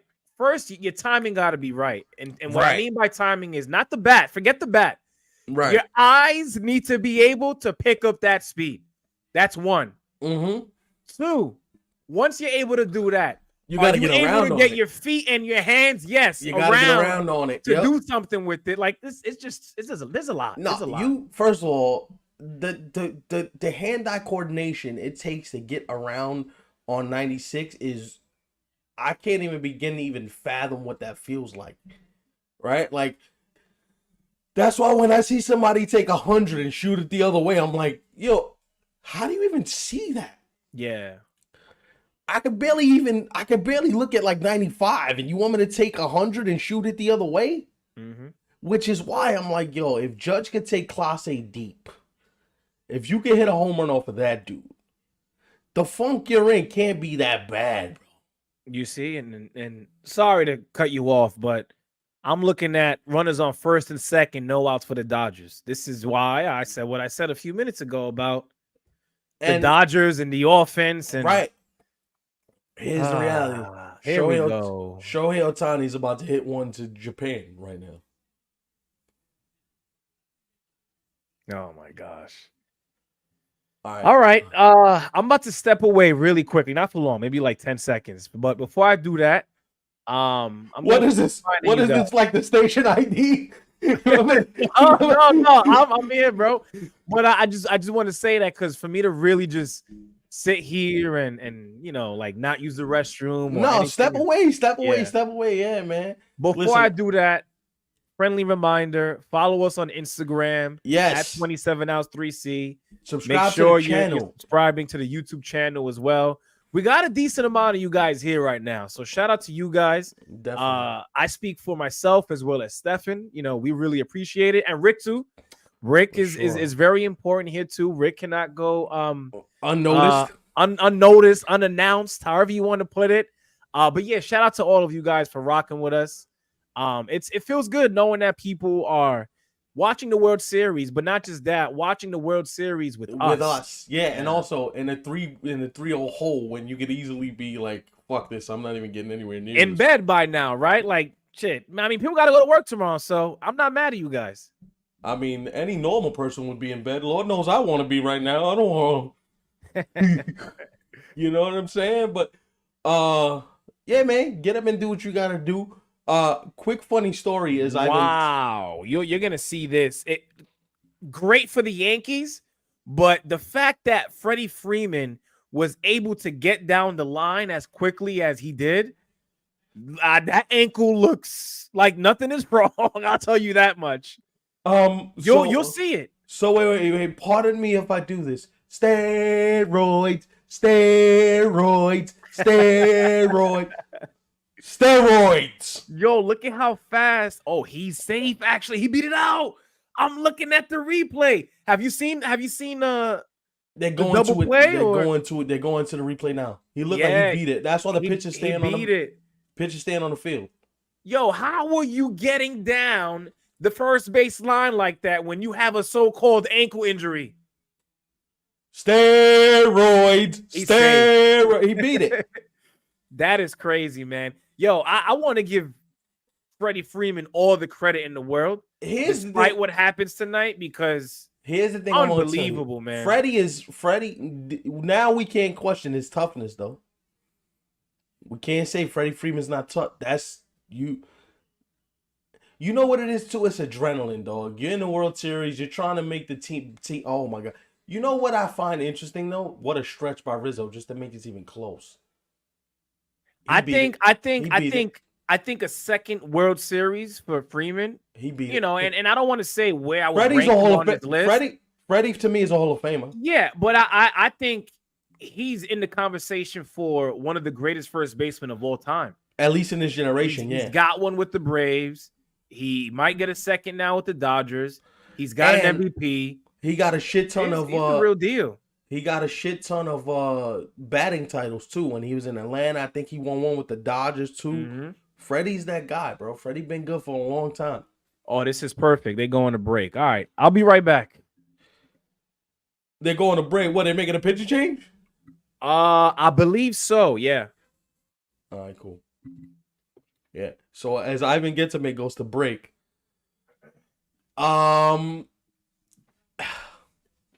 This is the most stress-filled elimination game I think I've been a part of, because usually elimination games for the Yankees are like meaningless, studless, just not fun games. And the fact that they're in this game is interesting.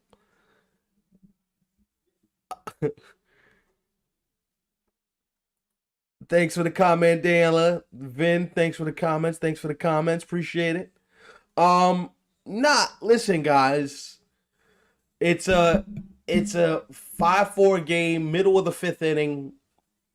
Just this game's far from over, guys. It's not gonna be easy. It's not gonna be something that, the Yankees are gonna have to keep piling on, keep scoring runs. Super excited to see what the end of this game looks like, because that should be fun. But what's your guys' score predictions for the rest of this night, man? How does this end up? Are we going to extra innings? Is this over in 9? Talk to us. Talk to us. Talk to us. Please be a part of the conversation.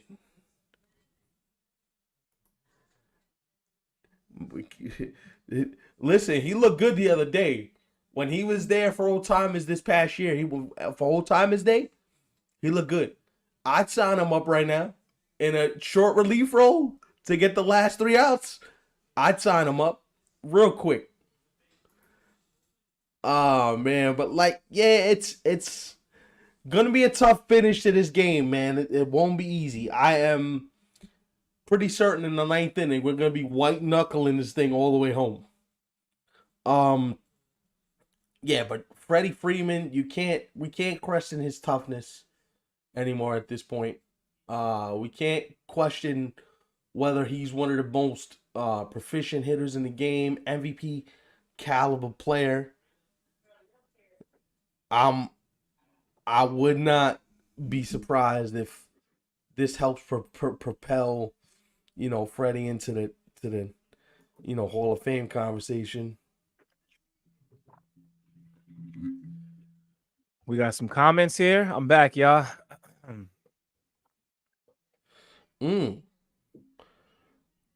Razor with the spicy comment. Wow, okay. I didn't really think about that. The Shohei stuff for sure, especially considering the fact that this is his first time making it to the postseason. Freddie, if I'm not mistaken, Freddie's mom was Canadian, right, Raze? I believe his mom is Canadian. So my brother had 2 interesting, funny comments. So the Yankees bring Mariano back for just a postseason deal. Listen, he looks like he can still pitch. He looks like he can still pitch. He pitched to what was it, like 42 or something? 43 like that? almost. 43, yeah. Right. David Wells. Listen, you see, there's a fondness for those 90s Yankees, bro. Those 90s Yankees were like family members, man. You ain't getting that type. We ain't getting that type of love and admiration for these dudes. Nah, not again. Like I like Judge, but I don't love Judge. But Derek, I think I'd roll through a wall backwards, blindfolded.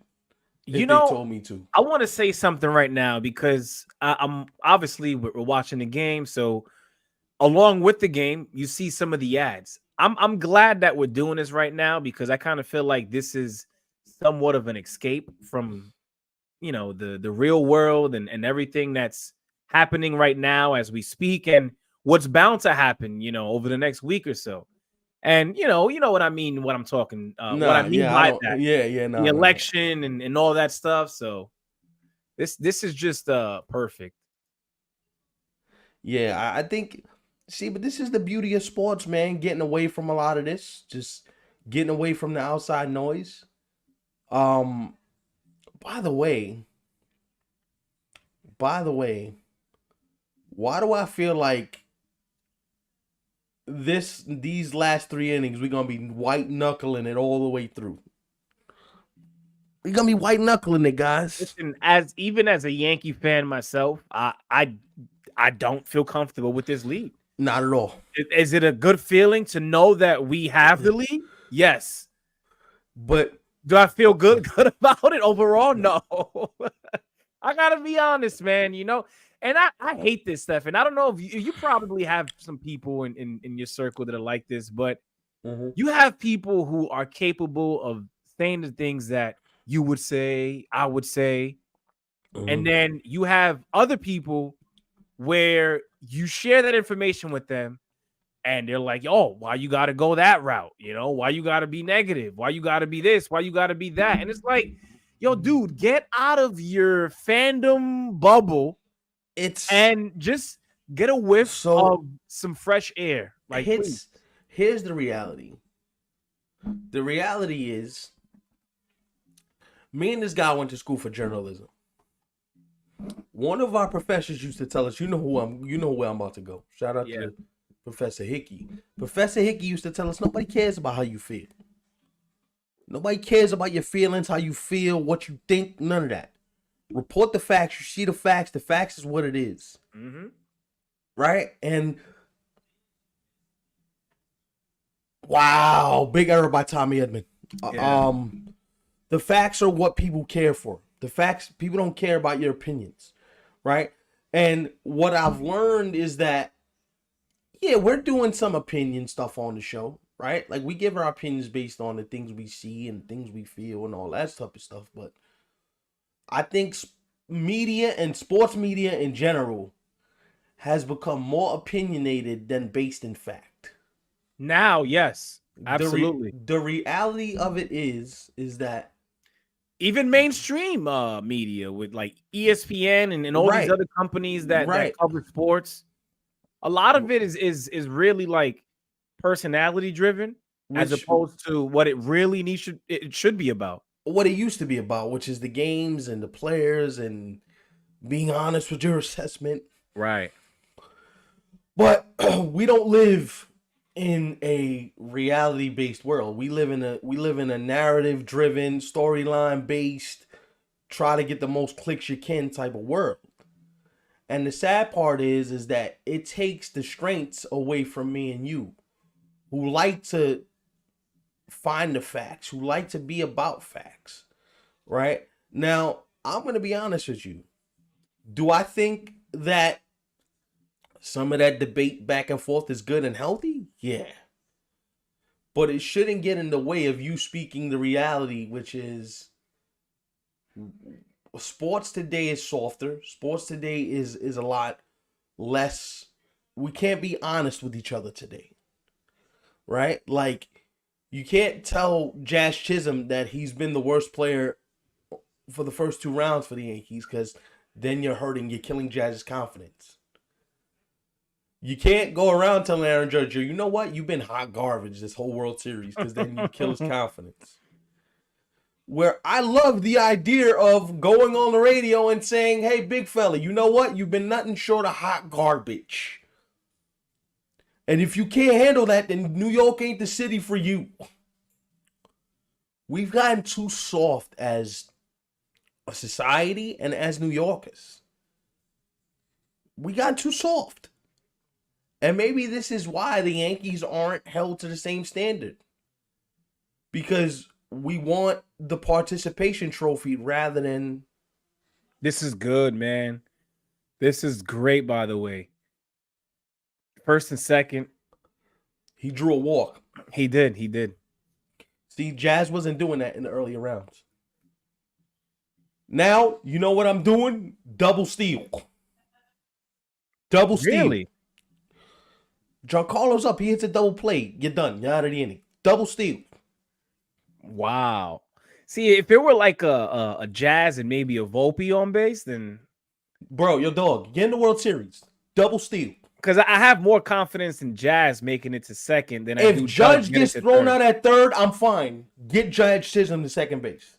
Double steal. Double steal for the purposes of there's no double play. And Jazz is faster than Judge anyway. Mm-hmm.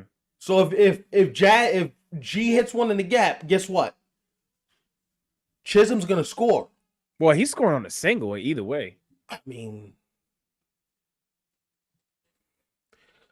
see, this is where my mind works. I don't think they do it. Now They don't do it with them sending Jazz because you had to. No ifs, ands, or buts, but they don't do it. But this is where you change the game.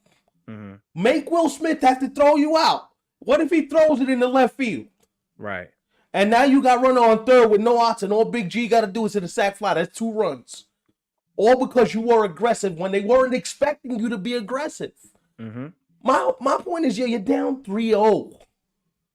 What you got to lose? 3-0, and you have a 1-run lead. What do you have to lose? Really go for it.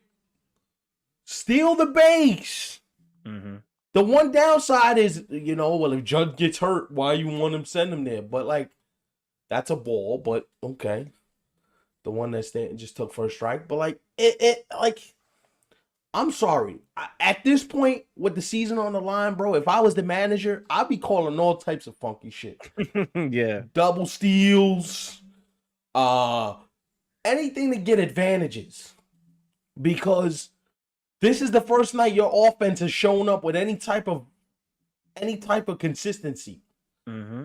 You don't want to be sitting out there not being aggressive, and maybe that jump starts the offense. Nasty pitch by Knack. Oh my god, that was disgusting. That's one thing I strongly dislike about baseball today is because what you're talking about are things that are essential to the game, or at least they always have been, They right? used For to as be. long as we know. They used to And be. I feel like we've gotten to a point now where teams are sort of just like, nah, well, we don't play that style of baseball, so we're just not going to do that for that sake. And it's like, yo, if you don't do something to work in your favor, man, outside of just hitting the long ball and getting the extra base hit, like, please. That's funny. That's funny. That's funny. My Well, brother said Dave Chappelle, number 13. What does that mean? my brother's trying to say that Jazz looks like Dave Chappelle's son. Oh, yeah, I was lost, bro. That's a good one. I haven't heard that. Funny. Oh man. Just you know what I'm saying? I like instead of waiting for the 3-run home run, like you can't wait for the 3-run home run because that ruins games. Right. If you're playing to just say, well, we're waiting for the 3-run home run, doesn't it kind of ruin everything you're trying to build in terms of scratching runs across? See, if you got a double steal, guess what happens? Judge scores. Mm-hmm. If he were safe. Yeah, but you know what? At that point, you ain't Stanton, so I'm sending your ass. If you get thrown out, cool. Wow, you see this comment by Rick? He says, "What if I told y'all this is Yankees Dodgers Chapter 1 and we see them in the World Series next year?" I would not be mad. I'm not. That doesn't surprise me. Not in the slightest. If I had to choose between the two teams, I would say I think the Dodgers have a better shot. But at the same time, you know, Bro, maybe some people would argue that for the Yankees case. Look at this American League. Right. Who am I supposed to be afraid of in this American League? Mm-hmm. Why can't they get back in that shit? You see, if it was me, if I were running the Yankees, you want to know what I would do? But then again, here's the thing, though, right? To add on to your point, this makes sense. Don't you run into the same situation? You end up facing teams that are not on par, like the Dodgers are, in the first and second round. And then let's say they make it to the World Series again, like Rick just mentioned. Now you're playing a juggernaut that you haven't faced and not even close to in the first 2 rounds. So, but here's where I think I'm gonna go scorched earth and say, screw all that, right? I'm getting myself prepared for that, and here's how I'm getting myself prepared for it. Now they're not gonna do this. This is just Stephen cockamamie, Stephen brain, because I'm a sicko. The bidding war for Corbin Burns should come down to 3 teams. It should be Mets, it should be Yankees, and it should be because the owner's new owner got money. The Orioles' new owner, he got money, so he should be in the mix. And if you want to throw the Phillies in there too, I'm here for it. So there should be 4 teams that are bidding for Corbin Burns. Your advantage should be if Gerrit Cole can't be Gerrit Cole from here moving forward, at least we got some coverage for Gerrit Cole. Mm-hmm. Because Gerrit Cole being a Cy Young Award winning pitcher probably is never going to happen again. Yeah. How old is he now? What is he, like 33 or something? 34? Going to be 34, yeah. Gerrit Cole, oh, he already is 34. Wow. So he'll be 35 next year. So at that point, in my head, I'm like, all right, let's bring in Corbin Burns to solidify this thing. Mm-hmm. Now, if I'm the Mets, I'm giving Corbin Burns everything he needs to be a New York Met next season. Right. But the Yankees should at least be in a conversation where Corbin Burns is Burn, baby, burn. Bernie Williams reference, huh? By the way, I seen something today on Instagram where Bernie Williams, um, he hit the home run in '96 to get us going. We were down 2-0. He hits the home run in the eighth inning, and I'm like, Right. damn. I'm sorry, but like kids of today that are Yankee fans, they're just Yankee fans because their family members were Yankee fans. You Mm-hmm. remember when we were kids? It's like when you said you were a Yankee fan, like people would despise you, bro. Because they're True. like, damn, you gonna go to the World Series again? We hate y'all, bro. I still feel like we deal with that to a certain extent, and not so much because of making it to the World Series, but just because of the Yankees and their success. And Period. just because we're in it every year, yeah, for Mm-hmm. sure. For sure, for Yo, sure. by the way, I know we're gonna talk about this further down the line, but I'm looking at the free agents for this upcoming off season, man. Some decent names. Yeah. Now, the one thing I was gonna point out, because you mentioned the Orioles, new Shouts out to owner, the and 8 people watching. Hit the like, share, subscribe button on the video. Let right, people know that we in here. for Share sure. the video. Because We're- the Orioles, I get it. You got to worry about Corbin Burns, but you also got to worry about Anthony Santander, who had a hell of a year for them. who, if you're asking me how do I replace Juan Soto, that's my answer right there. That's the answer right there. As the Yankees, Yeah, that's the answer right the there. reason why I brought it up was because if you're the Orioles, can you even afford both Burns and Santander? I mean, your owner's rich. He's not broke. You know what I'm saying? Jeff, Mm, the new owner, he got money. That's why right. he's there. So I wonder if that's a thing where he says, "All right, I'm gonna go scorched earth because I can do that." Mm-hmm. You know what I'm saying? Um, Here's the thing I'm wondering in my own brain is I wonder if Hal pushes his chips into the middle of the table or he just says we're not gonna spend any crazy money because we got to the series with the team that we had and we just fell short because of lack of execution. Here's one thing I Right. will say. I don't think Rizzo's back here next year. I think he's gone. Mm-hmm. I don't think I think the bullpen looks vastly different. I don't think Clay Holmes is here next year. Right. I don't think Glaber's here next year. So, like, the team is gonna look vastly different in a lot of areas, right? And so, I wonder if their modus operandi is, yo, let's get a little younger around the edges, a little bit more athletic, a little more baseball savvy, and let's run it back with the team that we got. Right. I wonder if that's the idea. I don't know. I'm just laughing at. I was listening to you, by the way. I was reading something quickly, man. Some of the things that people come up with these days. What, You like know, a trade the proposal? no, not a trade proposal, but just Free agent team. signing somewhere? Yeah, like somebody trying to like sneak in and steal a guy, and it's like I don't think that's gonna happen, bro. What? And it's not Juan Soto related. Now, I was just seeing this article here. It says the Mets are predicted to land Gerrit Cole if he decides to opt out. Why is he gonna opt out? He's gonna be 35 years old. First of all, if He missed the first half of the season. Like, why is he opting out?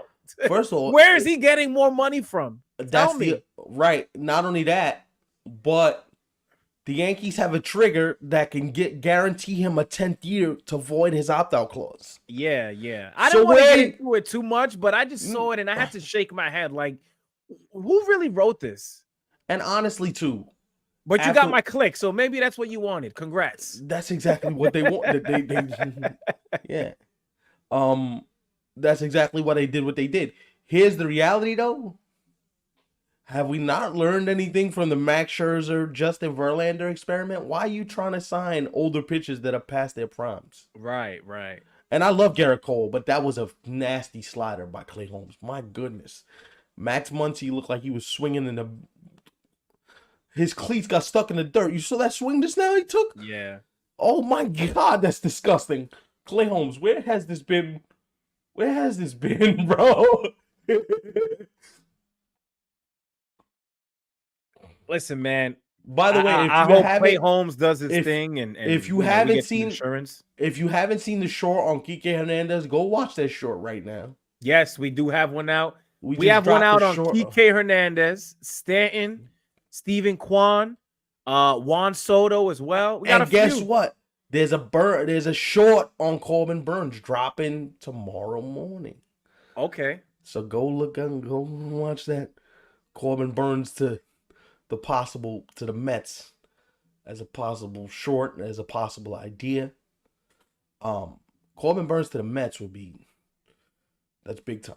Yeah, Corbin Burns alongside a healthy Kodai Senga, because we already know what and I Senga know is when he's healthy. Sean Manaea is coming back too. Sean Manaea, Yes, I think he should.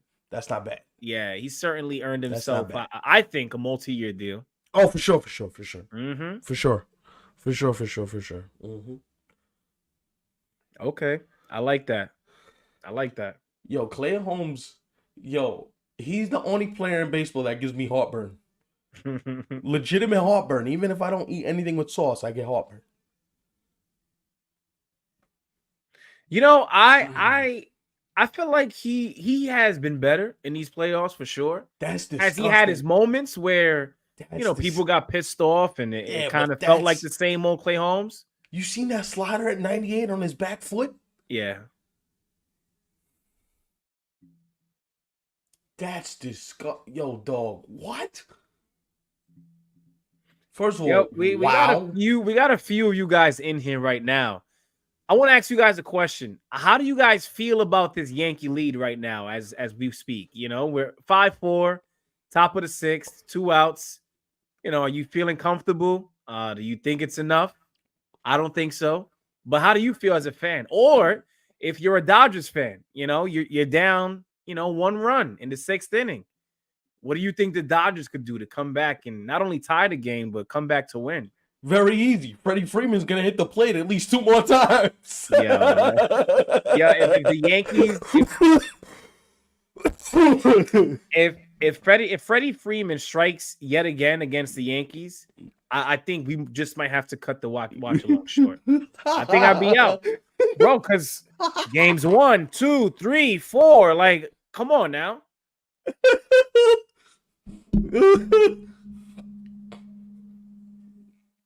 Oh my goodness. That was good. Can we just put 4 fingers up against the dude and just be like, yo, you're not hitting a ball the rest of the series? You know what, man? As this game gets later, especially in a late game situation, you just might have to. Yo, listen, can I say something sick? If Ohtani or Betts beat you, guess what? Good. Go with God. Goodbye. I'll take it because they haven't really done much. That's what I'm saying. If Freddie is the guy that beats you again, you deserve to be hung in the square like Stephen Volpe. Seriously. Yeah. Freddie Freeman has turned into the left-handed version of Giancarlo Stanton of last week. Mm-hmm. He said, I can't run away from the stream. Well, you're right. I should stick around because if I run away, that means I get to suffer in peace. But it shouldn't be in peace. It should be right here in front of all of you. Listen, you can't abandon me, man. We've been on this 7-month journey together, brother. We gotta. Yeah. By the way, to the 2 people that subscribe to the YouTube, thank you. We are at 116 subscribers. Oh yeah, that's what's up, man. On YouTube, so thank you. The goal for this postseason at the end was $120. So can we get there? By the time, can we get to $120? Mm-hmm. Because moment of self-reflection, right? Like me and this guy, we would talk, and Razor's been a part of these conversations too. Shout out to Rick. But like to know that 116 of you guys are rocking with the channel, are subbing to the channel, show love to the channel. That means a lot to us, man. Feels good. And to know that you guys have done that and you guys are a part of what we're trying to build, it's special, bro. Yeah. It's a special feeling. I feel the same exact way. I just don't want to say more than what you already said, Stefan, because I think at some point during the off season, I want to be able to share that myself, and then you share, No, if you have I anything just else. want to get that out. That was my Hmm. short and sweet sappy moment of the night. I just want to say thank you guys, because you guys are rock stars for helping us get to this point. But let's get For this fucking sure, for sure. Yankee win, and listen, if the Yankees do win tonight, I don't know about coming back for the whole stream tomorrow, but I'll stream the last few innings for y'all. Because as you I can, told you, bro. I listen. Let me say it one more time because I'm maybe because some people I'm were not here. real quick, because not the cop a plea, but I am battling the cold. I've been sick as a dog for like the last week. He can attest to this. I even called him Hmm. the other day, sick as a dog. So the fact that I'm here right Right, now and not hocking up my liver is a testament to how, right. tea So, for works. those of you who may or may not have heard Stefan say this earlier, Stefan did say that if the Yankees win Game 4 of the World Series tonight, he will come back on the stream, and he's saying that he'll do a few innings. It is Yeah. what it is, right? You won't see me again unless there's a Game 6, which would be on Friday, if Friday I'm not night. mistaken. Friday night. So this is just a friendly reminder, because I know some people leave, they come So back, so some get people ready. hop on for the first So I'm time. gonna tell you this right now. Get ready to see this man. Get ready to see him, because if we win tonight, we win tomorrow too. Oh my goodness, there it goes. I told you I loved him.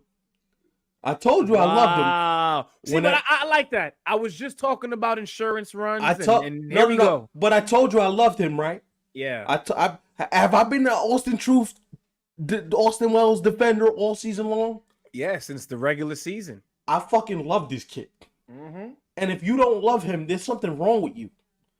I'm gonna Like, be honest. I think the Yankees have to stop with putting Jose Trevino in the he lineup. gotta play. Stop. The kid gotta play every day, bro. He Yeah, gotta catch anywhere between 145 and 150 games a year. that was big. That was a huge home run. So we have That was a huge ourselves home a run, 6-4 game. and Yankees it's lead, still bottom of not the sixth. enough. It's still No, not enough. nope, Get me about 5 more. nope.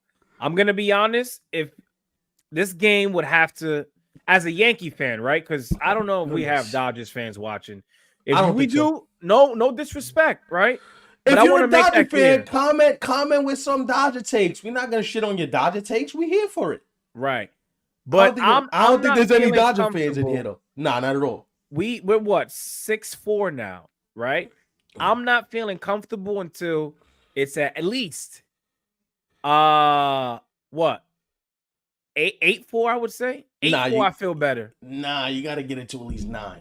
Damn, all right. You That's a gotta get it to 5-run 9. Yo, I'm lead. serious, cause they almost came back on the Mets, and the Mets had a 5-run lead. This offense is That's unbelievable. right. But I love that kid, man. Mm-hmm. People, Austin Wells is a bum. Austin Wells is dead. Like, Austin Wells was the best catcher in the American League for the entire month of August. Yeah. And actually, I remember you saying this during the regular season. You have Austin Wells as your pick for Rookie rookie of the of the year. year. Yeah. Right. Yeah. I think that is. I think he deserved. Listen, you gotta understand. Love the bat flip. I did too. He just hit the tar out of that baseball. You gotta understand. To me, it's one of those things where catching is a very difficult position. Catching is hard enough, but then you want to talk about hitting as well. This guy, that's 30 home run power from the catcher position, bro. Right. And he's been good behind the plate defensively all playoffs. Can we agree on that? Mm-hmm. He's been good behind the plate all playoffs long. Yeah. So it's like, if we unlock something defensively for the dude and he becomes like this, I'm not saying you got to be great, but if you get 25 home runs a year, and if he cuts down swinging at the high fastballs and swings at strikes, he could be a force in the middle of the lineup, bro. Yeah. I'll take 25 and like 70, 75 25 innings. and 75 Yeah. with the way he catches behind the plate. I'll take it. Know what I mean? Like, I think people's expectations are too high. But You know what I like today? It looks like these guys have a game plan. and You know? also Dave Roberts is giving you this game. Why you Dave say Roberts, the way he's pitching his bullpen, that? he's giving you the game. He's not trying to burn his A guys. He's trying to make sure and preserve his guys For tomorrow, for maybe to tomorrow. wrap I'm it up in serious. 5. Yeah. Because it's the same thing he did to the Mets when he left Walker Buehler out there to dry. Right. Remember that in Game 5 where he gave up like 7 runs and he was still out there? Mm-hmm. Dave Roberts ain't dumb. He knows what he's doing. So in the case of the Dodgers, we're looking at Jack Flaherty again for tomorrow. Yeah. Okay. Interesting. Jack Flaherty versus Gerrit Cole. Interesting. Bring him. Be careful him. what you ask for, man, because He's not doing that again. Bring him. In Yankee Stadium with the season on the line, bring him. Bring your Californian ass over here. I want some. Right. And then in Game 6, bring that pretty boy Yamamoto back too. Bring him. You could get some too. I don't know. Well, all right, okay. The Jack Flaherty, I get you. Bring But him. here's the thing, though. We have seen Yamamoto pitch against the Yankees twice this season already. Here's what I'm going to tell you. And he's looked really good in both starts. That's fine. Now, I know one start meant more than the other, a whole lot more. No, that's fine. But here's why I'm going to say that to you. Because at this point, I ain't running from whoever you got left. You got to bring whoever you got left. Right. So bring them all. Mm-hmm. If they beat us, I want to face your best. Right. I just don't think we're going to get 2 starts from Jack Flaherty and from Yamamoto that are that good. If I had to pick between the two, I think Flaherty's the guy that gives it up. Yeah. Because Yamamoto stuff is good. But why should I be afraid of either one of them? Mm-hmm. I'll tell you this. The guy I'm afraid of, to be honest with you, after the way he pitched the other night, yesterday, Walker Buehler in a potential winner go home. Nah, I don't want nothing to do with that because he seems like he wants the moment. Yo, but let me ask you this, right? And I'm just playing devil's advocate. I don't think this happens. Okay. But let's say Jack Flaherty gets into his bag tomorrow and he's like, yo, these mother effers, they were supposed to bring me to the Bronx. Right. And they didn't. Right. So now I'm going to turn it all the way up, like Fat Joe said in Game 3. And right. Now, I don't think that happens. But, you know. If he does, then you tip your cap. And you go, yo, good shit. And if you're the Yankees, you give him a nice contract because he's a free agent at the end of the year. Yo, that would be so funny. It'll be typical Yankees. The Dodgers actually, I think Teoscar Hernandez is also a free agent after this season. I saw his name on that list. Yep. They also have some questions to answer too. For sure. Right. And they got to figure out that bullpen too. And by the way, I've said this before. I'm going to say it again. Mm-hmm. Not a big fan of that extension that they gave to Glass now. I'm just not. Especially with him getting older. How old is he? Let me look that up. He's 30, isn't he? Let's see. 31? Glass now is 31 already. He's 31 already. He will be 32 next season. And the extension doesn't kick in until next year. He signed a 5-year, $135 million contract. Wow. I don't know, man. And he's due 4 years at 110 the next 4 years. Could you imagine that? Glass now at 34, 35, 36? I wouldn't want that. That's because why he has already been dealing with issues in his late 20s. We're seeing it now in the early 30s still. And I'm going to tell you, Tyler Glasnow is one of the best pitchers in the game when he's right, but he's never right. Right. Exactly. He's never right. Mm-hmm. It's sad because the guy stuff. You think yo, if Glasnow was pitching in this series, I don't think we win a game. No.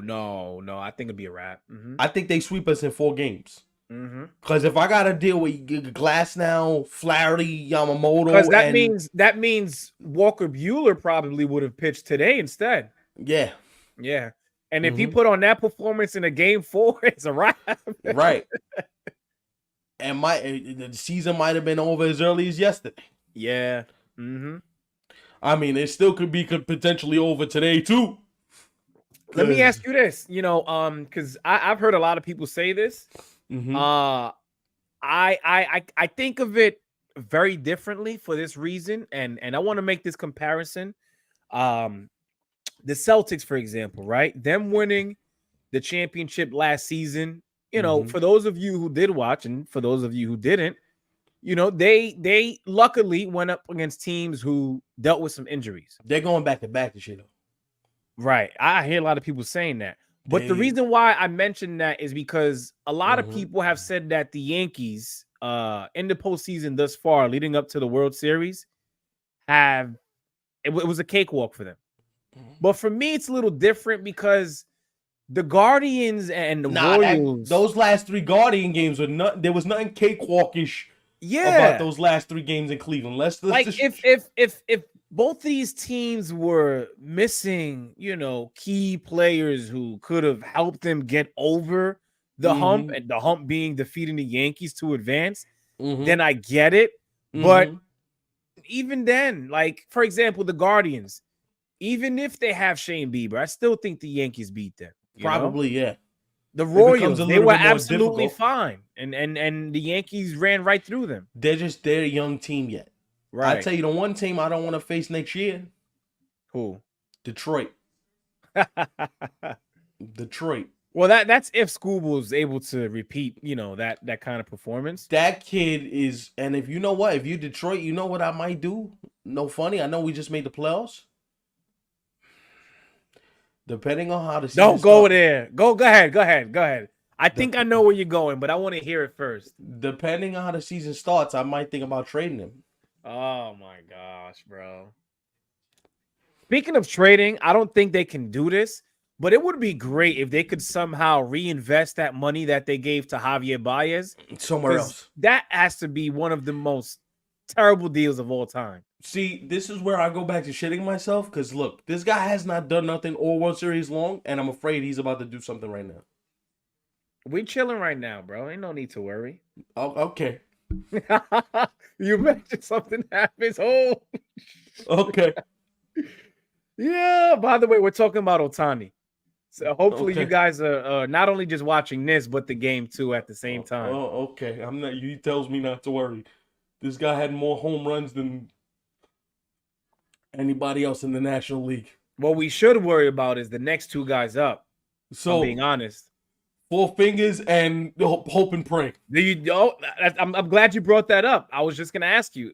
So are we doing that this inning with a man Guaranteed. on? Hell yeah. Let's see if they do it, bro. They're not gonna do it because they don't have balls. I mean, but damn, in a late game situation, like, are you trying to suffer from like deja vu? Yo, if he hits a home run, you just said you're leaving the street. If he does it again in this game, I don't think I would do it, but I wouldn't be happy. Here's what would happen. I won't leave, right? Because like Rick said, I should suffer here with the rest of you guys. No, I'm saying no, but I'm saying like if I don't even want him to have the idea of hitting a home run. You understand what I'm saying? Damn. Yeah. He just hit a home run. No. My reaction would have been very different. He just Something hit did happen, but it's not a home run. He just hit a double or a single. Did something. No. You gonna see. Got hit by a pitch. No, stolen base for Edmund.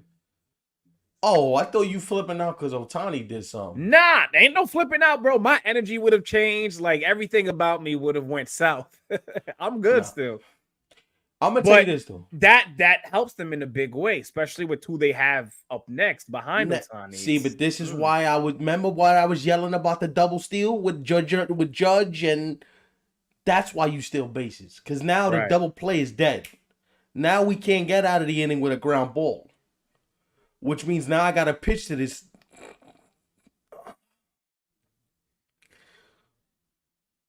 And look, now he's going to walk him, put two men on, and now you got to pitch to Freeman. If he walks Otani, man, because my life, I don't know what to say. Luke Weaver up in the 7th inning. You think they do that? They have to. It's the game. Wow. It's the game. It's the game. So do you allow Mark Leiter to get Ohtani out and get the third out, No. or if Ohtani gets on, it's a wrap. If Ohtani gets on, it's a wrap. You gotta bring in Luke because that might be the game. Right. Okay. That might be the game. That. By the way, right Ohtani now, is not getting on because he struck out. But oh God. Yo, your reactions are funny, bro. If these are my reactions because I'm on the stream and I got to be measured with you. Right. If I'm sitting here alone, there's cursing, there's yelling, there's all those types of emotions. You know what's the joys of doing this stream, guys? I don't have to hear Joe Davis or John Smoltz run their yaps. He's out either way. So whether he got Ohtani on or out, like he's actually out either way. They pulled him from the game. Yeah. He's going to get Luke Weaver. So that's a 7-out save? He's not going to close this game, though. Oh, okay. Gotcha. He's not going to close this game. If I had to guess, you know who pitches the 9th inning? Who? Gerrit Cole. Really? You got to get into tomorrow. You worry about tomorrow. You got to get into tomorrow. Let me see something here. Somebody got to be warming up at Rodon. Somebody got to be warming up in the bullpen. Here's my thing. So I get Gerrit Cole. Like the Yankees didn't even have the conversation with him at all, bro, to start. But I wonder, because you brought up a good point. I do wonder, did the Yankees and Gerrit Cole said, "Hey, in a very late game situation, whether we might the 9th inning or extra innings for the game, are you down?" Yeah, and then we'll worry about tomorrow. Listen, Stroman hasn't pitched in 100 years. If Stroman got to throw in a game 5 to get us 4 innings, then that's what you got to do. Mm-hmm. I can't worry about tomorrow when today is still not locked down. Right, and that's why a lot of people weren't too fond about Aaron Boone and the Yankees still decided to go with Hill over Now, Hill did his job. Hill pitched really well. He did. Considering the circumstances, it was not a big deal. Listen, considering the circumstances, he pitched really well. This is you talking about an offense this is different level of offense. And he did his job. Right? Like, oh, but we're saving Gerrit Cole for tomorrow. Motherfucker, guess what? You blow this lead and you lose, there ain't no tomorrow. Right. So you know what? I'm treating you like Chris Sale. And if you need Tommy John, then you need Tommy John next season. Let me ask you this though, right? Because now it's interesting, especially looking at where the Yankees are with the lead in this game, and there's only a couple innings left. Let's say they hold on. Gerrit Cole comes out tomorrow. They win game 5. They win a game 6. What do you do with Gerrit Cole in a game 7? Now, I don't think he starts, but is he on deck? He gotta touch the mound. Okay. You got to. Listen, you blow out the arm, but at least we're close to a championship. At this point, I'm gonna tell you this right now. I'm telling Marcus Stroman right now, yo, Mark, get ready. We might need you in a game 5 tomorrow. Like, that's my attitude. Rodon, get your lefty big burly ass in the bullpen because we might need you for a couple outs in game 5 tomorrow. And then we'll bullpen this bitch all in game 6. You can't play around. Not right now. You know what my thing is though, bro? Because I certainly agree with you. I don't want to act like you're coming from nowhere with that stuff. But my gut says the Yankees don't do anything, actually. But that's the problem. See, that's the problem. That's the lack of urgency that I don't like what I see from this new Yankee regime. Like, there's no sense of urgency. If this was Joe Torre, guess who's in this game right now? Gerrit Cole. If this was Joe Girardi, Gerrit Cole's probably in this game right now. Yeah. You can't be afraid to say, well, what happens tomorrow? Guess what? If you lose tonight, he's going to Cancun for 3 weeks. Yeah, the crazy thing is too, like, you know, when you're in this position, such as the Yankees are in right now, it really baffles me, you know, when it comes to some it should of the be decision all hands on deck. It should be all hands on deck. Everybody should be available. Because this is not a game 1, 2, or even 3 at that, right? Like, this is an there is no other game. If you Right. don't win, there is no other game. Right. And this is why you asked me about tomorrow, right?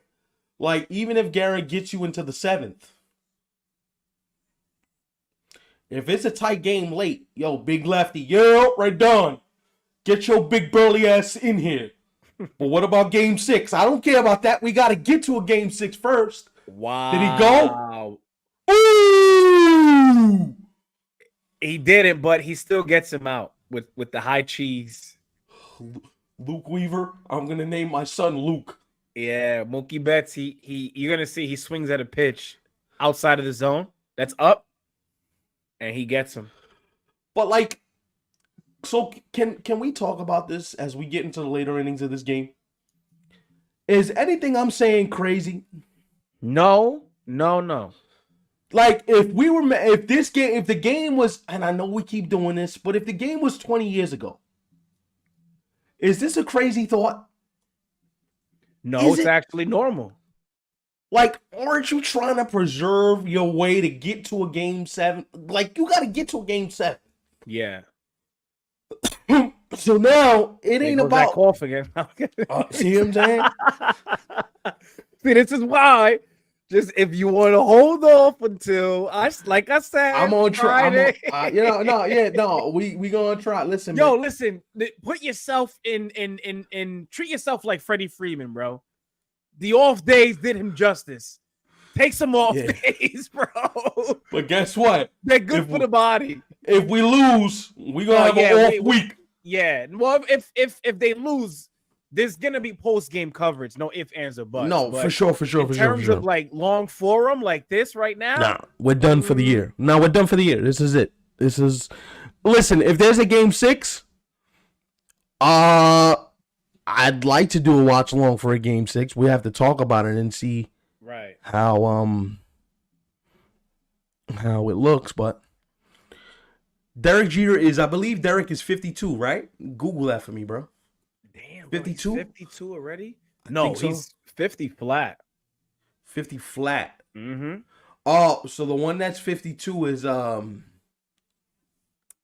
is Andy. I think Andy's 52. Somebody's 52. Let's see. Andy Pettit is 52 years old. You're right. Yeah, somebody was 52. By the way, Andy's been with the Yankees this whole run. Like this whole playoff run, he's been with the Yankees. Your mom says don't lose hope, guys. She's right. Thank you for that. Is he just hanging out, or does he have a position? Nah, Andy's he's chilling with the pitchers. He's okay. He throws BP before every game, you know. Right. That's cool, man. That's a nice mentor to just have around in your back pocket. Derek's been, but Derek, you know, I know he works for Fox, but he's been in the clubhouse. He was in the clubhouse last night. Yeah. He's been with Aaron behind the cage. Yo, he was devastated when they lost game 1. He was sick in the face. Like if he could have suited up and played, he would have. Jeter? Yeah, he was fuming. Yo, that's that. I don't know what you call it, man, but he got it in him. That's that Yankee captaincy excellence. We're not trying to lose. Right. That's true. You know what I'm saying? He's and you gotta love Derek because he's not great on TV, but he's like, he just tells you how you feel. Right. You know how some people, they just tell you how they feel with their emotions. Listen, the one thing I don't want to see, because you just mentioned Fox. Listen, I don't want to see, and we just might see it. But it's funny, but I also hate it at the same time. Yeah. You know what David Ortiz says after the Yankees lose? The Yankees lose. Like, I hate that, bro. Like, it bothers me, but it's funny. It's funny, especially coming from a guy like him. I could take it. Nah, but Big Papi doesn't mean it in a negative way, though. He's just all fun for him. Because I think he knows the fans are always messing with him. No, so that's his way of saying, like, I got something for you. So they were chanting Papi sucks at him yesterday. Yeah, I saw the video. I did. Yeah. Real quick, did you see what David Ortiz said to did you hear what David Ortiz said to Derek Jeter, Alex Rodriguez, and Michael Kane in the green room watching the game yesterday? It's not over yet. I came back from 3-1. It could be done. He was dead serious. He was like, Mm-hmm. yeah, they can do it. They can come back from 3-1. If we did it, they can do it. He goes, Well, all you need is one game. 3-0 it was Yeah, actually. he goes, Yeah. all you need is one game. And you got Garrett going tomorrow. If they win tonight, you got Garrett going tomorrow. You got Rodon going in the games. Like he says, like it's going to be hard because his Dodger team is good, but it's doable, right? And they asked Dave Roberts about this after the game yesterday. Like, how do you keep your guard up? I'm sorry to cut you off, bro. You're a little too loud. You sound like the volume went like straight up, bro. I think you good. You good there. You good there. So they asked Dave Roberts about it, the Dodger manager, and he was like, don't even want to talk about it. Like, don't even want to bring that up because now I'm on the good side of a 3-0 lead. I don't want to be on the bad side of a 3-0 like right series loss. That I did see. Yes, I saw that. Can we not pitch to Freddie Freeman for the rest of this series, please? My mental insanity depends on it, please. 6-4, bottom 7. Yankees up by 2. Yo, Cap. I don't ask for much, right? Do something. I don't ask this guy for anything anymore. I just do something. That's a ball. But anyway, whatever you give, it is what it is. You see what you know what? Since I'm superstitious, what messed up the mojo? You can't keep switching up the cleats, my boy. You gotta stay with one pair of cleats. He switched his cleats like 4 times in the series. Right. Like stay with one pair of cleats. You're killing me. You're killing me. Mm-hmm. Yo, as a baseball player, I'll be so superstitious, bro. It's disgusting. Well, I'm gonna be honest. That stuff. I'm surprised players do that as often as they do. Now, if you're a sneakerhead and you just so happen to be a baseball player, then I get it because the sneakerhead in you is not gonna stop you from swapping out cleats. Judge is on Jordan brand, so right. He's getting kicks delivered to the what I lockers. was gonna say is, like me, for example, I just always wear the same cleats in my games, and I know that if I switched, I'm gonna notice the difference for sure. Yeah, of course, bro. Wouldn't you want to? You get used to this feel. Damn. So if you suddenly switch into some, like imagine it being not just a different pair of cleats. No. No, bro. No. I saw what you were doing. No, I didn't want to ruin it for you, but really think about it, bro. Let's say you not only switch into a different pair of cleats, but let's say it's a different silhouette or glove. It automatically going to feel different, bro. Nobody could tell me otherwise. Off rip is gonna feel different. And these guys are playing in the big league, so you want to be as comfortable as possible when you start putting on sneakers and trying on cleats and all that. True, but a lot of guys, like you said, they're either signed to a certain brand or they're looking to be signed. So, like I remember Clint Frazier when he was on the Yankees. This man was turning like every hyped sneaker into a pair of cleats. Like it's crazy. I couldn't believe it. He had a pair of ones that I was like. Yeah, like he was turning sneakers that people were literally killing each other over into cleats. Yeah. Unbelievable. Yo, Jordan Brand, a sneaker company, come see 27 ounce, man. We'll sponsor y'all. Yo, anybody, man. We listen. I personally feel like we're getting closer to those things. I really want to beer. I wouldn't put a time frame on it because that's besides the point. But I certainly see us getting there. I really want a beer sponsor. I can't get through these playoff games so well. Yeah. What I do want is for our supporters. I want to call you guys. I don't want to call you guys subscribers, but our supporters. Supporters. There you go. I like that. I don't want you guys to hate us when we get to that point because you know how that stuff is, man. Like midway through a show, you may have to stop to read, a sheet of paper and shout out a company. Hey, ain't nothing wrong with that. Just rock with us through it all. Hey, man, you know what that means? That means that the show is getting better, is getting bigger, and it means that there's more opportunities for us to do certain things that we would love to do as Giancarlo hits a seed right to Teoscar Hernandez's glove. And speaking of that, since we are on that topic, right? We still have a few of you here. Some of you guys have already done this, and shout out to you guys. Thank you. Follow us on Instagram and make sure you subscribe to the 27 Outs YouTube channel. Yes. It means a lot. It goes It a long does. way. It definitely does. Oh, we got one more. 117 subscribers now. Yeah. Mm-hmm. So listen, guys, we appreciate you guys for rocking with us, man. It's a beautiful thing. Yo, we stuck to our word because I remember during the regular season, behind the scenes, Stefan, myself, as well as Rick, we talk about, before you guys see things, it's already like talked about, discussed, and it's already set in stone. Mm-hmm. And to see how October turned out for us, man, this was a good month. No, we For did us good. in terms of the content that we put out, but Mm-hmm. also in terms of you guys supporting us. It has showed in a big way on the Big time. Instagram. We got some reels there that got over 1,000 views. Some of the shorts on YouTube, I think over 2,000, 3,000 views, which is crazy. One of them just hit 4K. I think the Juan Soto one just hit 4.5. Look at that, man. I think And so. without you guys watching it and liking it and doing all that man. extra stuff, it wouldn't be able to Sure. reach that point. So shout out to you guys. Definitely, man. And here's the thing, right? Like, we're gonna keep working. The off season is only the beginning for us because we're gonna keep working now. I want to take some time off. I know Ivan does as well, to just recalibrate, find out what we're gonna do for next season. See Yeah. what he talked about when he talked about planning. See, we already have plans already. Like, yo, what are we doing for this off season? We have conversations like this, so stay with us, guys, because it's only gonna get bigger and better from here.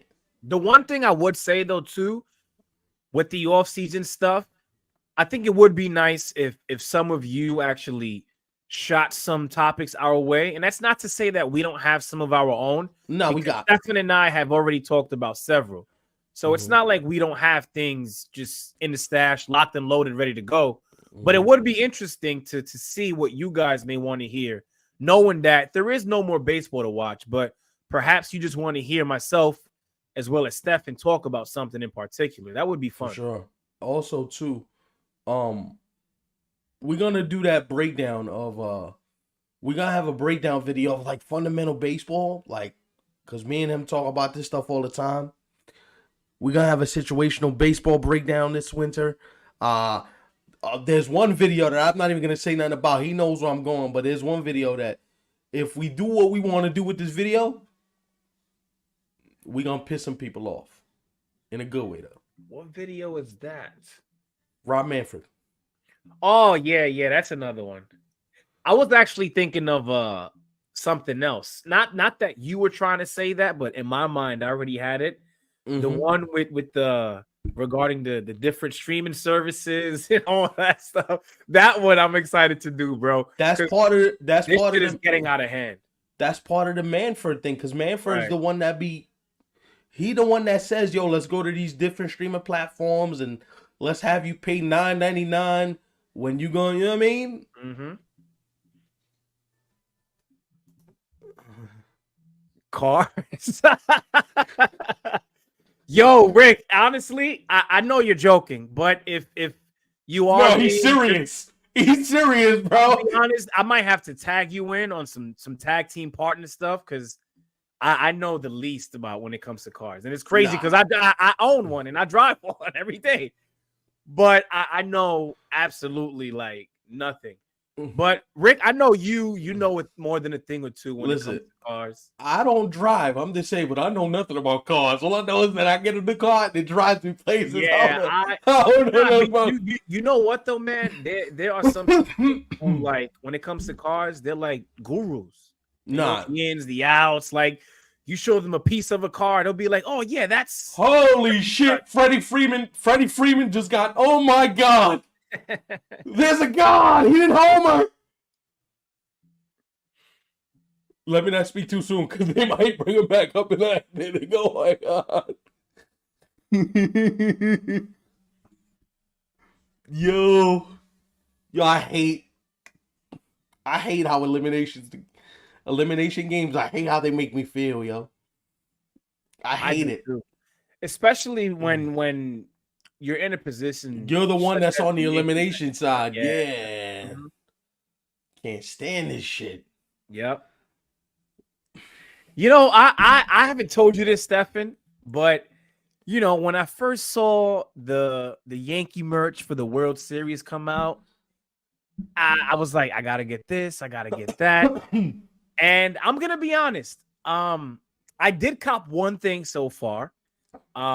It's not official Yankee merch, like it's not something that they themselves put out. But it is one of those and you'll see it at some point. I'll send you a picture, Stefan. For sure. But now with the position that the Yankees are in, is it the shirt you sent me that one time? no, that's official Yankee merch. Oh, Yeah, no, the one that I'm talking about is like a designer made it, and you know, it's Yankees. I'll share with you. But the reason why I say that is because I don't know, man. I'm not all that excited to wear some of that stuff as much as I once was. Just a few days man, ago. it's all good. It's all good because if they win tonight, they win tomorrow. That excitement. I was really looking forward to buying some stuff that said World Series champions. They win There's today. A difference. Listen, they win today. That's still a shot. Mm-hmm. Just win today. That's all I ask. Get the last 5, 6 out, or whatever's left. Get these last 5 outs, please. Just win today. Right. We worry about tomorrow, but win today, and then we can talk about how we want to do this moving forward. Because you know what I want to say too, because I listened to you say that and some of the other things that you said. Wow. By the way, we've been on for 2 hours and 45 minutes so far. Does it feel that long? Not really. Not really. Right? Like it does when I look at how far we are in the game. Now, if I remove the game and just focus on us and everyone who's watching, it doesn't feel that long. No. But shout out to my boy Yorlin, who put out a video earlier today, and he was pretty much just saying something along the lines of like, listen, you know, I understand the Yankees are down 3-0, but you know, I'm not giving up just yet. He said that. He's like, I know all of you guys are giving up, and a lot of people are quitters. But he said he's gonna ride it out, of course, until the end. And of course, you know, it was interesting to see that, man, because you know, deep down inside, I'm still hoping that things work out for the Yankees. Listen, but man, at the end of the day, I don't think I could be that enthusiastic. Just get one. If we get one, we got A's going tomorrow, and you never know.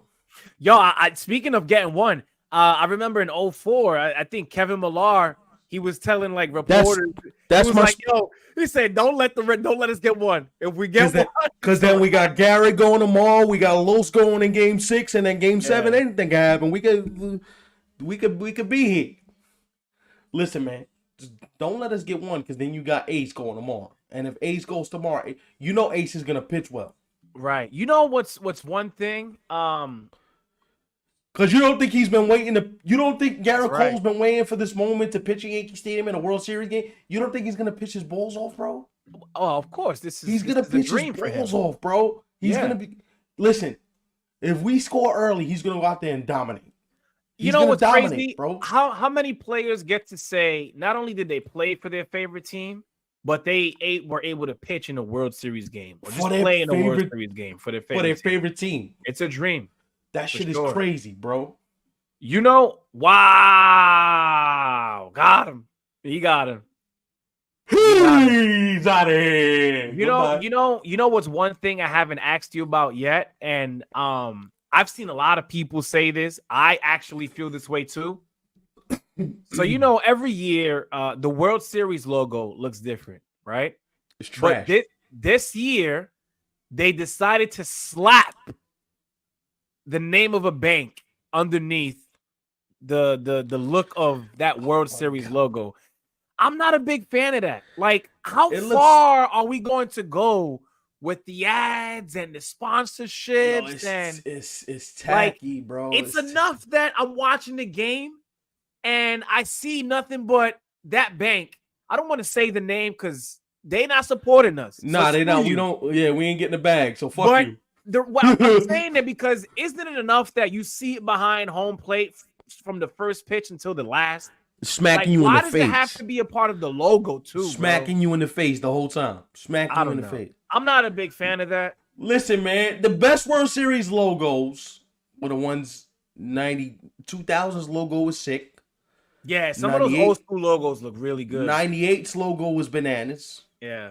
The 2001 World Series logo against the D-backs was sick. Mm-hmm. Can we go back to that, or we just far too much? We far gone with this money situation. I'm gonna be honest. I think with the start of doing what they did this year, I think we might start seeing this more often, bro. That shit is disgusting, bro. Let's see. So I'm looking at. Oh, by the way, I'm wrong. So they didn't start that this season. They did it in 2023, and they also did it in 2022. So this is year crazy. 3 of them putting a bank or whatever it is that they're gonna do in the near future. Yo, but it's I'm crazy. looking at some. So you said which year? 98 was sick. 98. I don't have that one here. 98. Okay, I see. 98 is cool. Sick. 99 was 96 was really cool too. So I like 2001. 2001 was good. 2000 was dope. I also like, let me see. The 2009 one was not bad. I like that one as well. Not because the Yankees won, but I'm just talking about logos here. And I feel like, yo, bro, I have to say that because people like, oh, yo, he likes 09 because the Yankees. No, bro. Yeah. 09. No, but yeah, that's why I like it because we won. He said it. He said it. I ain't say it. All right. So I like 09 as well. And listen, I'm gonna be honest. I might sound crazy saying this, but the rest, I don't know. The rest not a big trash. fan. Yeah, not. Yo, it's like the NBA Finals logos. Everything after like 98 was terrible. Yeah, but even some of the team logos in the NBA just look terrible these days. Oh my like God. if you look at like what they looked like, 15 to 20 years ago, there was a lot of creativity that went into putting those things together. Trash. Yo, yeah. Do you see these 3-dimensional courts for the cup that they're doing? This bullshit ass in the in-season tournament. Yo, honestly, I never understood this, but I just started watching that documentary on Netflix. Starting Five? Yeah. So I haven't gotten too far, but I'm a few episodes in, and the players actually gave me a better understanding of it. The only good thing about it is you get an extra $500,000 in your pocket. And I think that's a big deal. For some players, no. But for players who are, maybe a bench player, the 12th man a role on the player, bench. Right. that's a big deal. So I get it, especially when you think of it in that way. But other than that, I think the in-season tournament is just flat out stupid. You know why they did it? No. Revenue, so people watch regular season games. Wow. TNT, ESPN, the ratings are good. You know what's crazy too, man? Like we're talking about that, and I just mentioned the documentary. To the 7 people rocking, you guys are superstars, bro. We appreciate y'all for real. Salute. LeBron was actually talking about like the fact that even he wasn't like fond about like playing in that in-season tournament or winning it because he just wanted some of his boys on the Lakers to get that extra $500,000. That's dope. Coming from a guy like LeBron who done made who knows how much money. Still making money. And he's like, nah, I just want my boys who made the roster to get an extra get 500. paid, yeah. He gave his 500 to like the 12, 13. They had to split it between like the last 4 dudes on the bench. Wow, that's dope. AD. That's dope, bro. I think all the veterans were like, yo, let's put this. That's dope. Let's put this in a pot for you guys on the bench that are making like 500, 600, 700,000. Yeah. And let's just, whatever we win, just goes to y'all split it amongst yourselves. I'm glad you brought that up because for some guys, like that is their salary. That's their and you got certain guys who they make that in like a week. Word. LeBron makes that in one dribble. You know what I mean?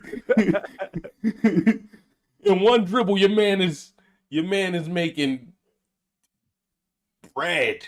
Right. Know what I mean? Speaking of the Lakers, JJ Redick got them boys balling. Volpe again with a nice little single. Oh, we going for double. Oh, you got the I thought he Yeah, got thrown out. I think they got him. I'm looking at the replay right No, the now. ball was out of his glove. The ball got Oh, you're right. I missed that part. ball's out of his glove. He's safe. What a ballsy.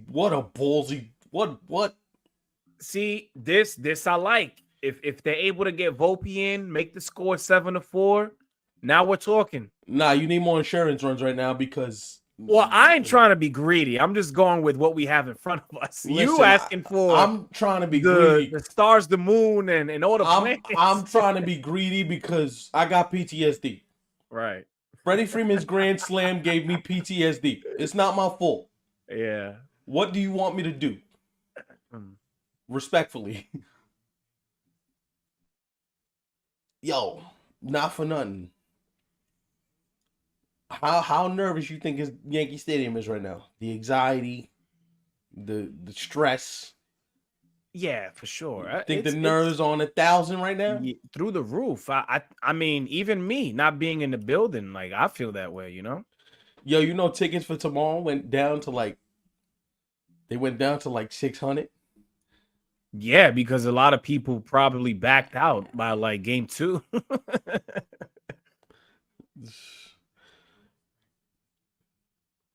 If I had it, I'd have paid it. Nah, man, we good right here, bro. Nothing beats this right here. Nah.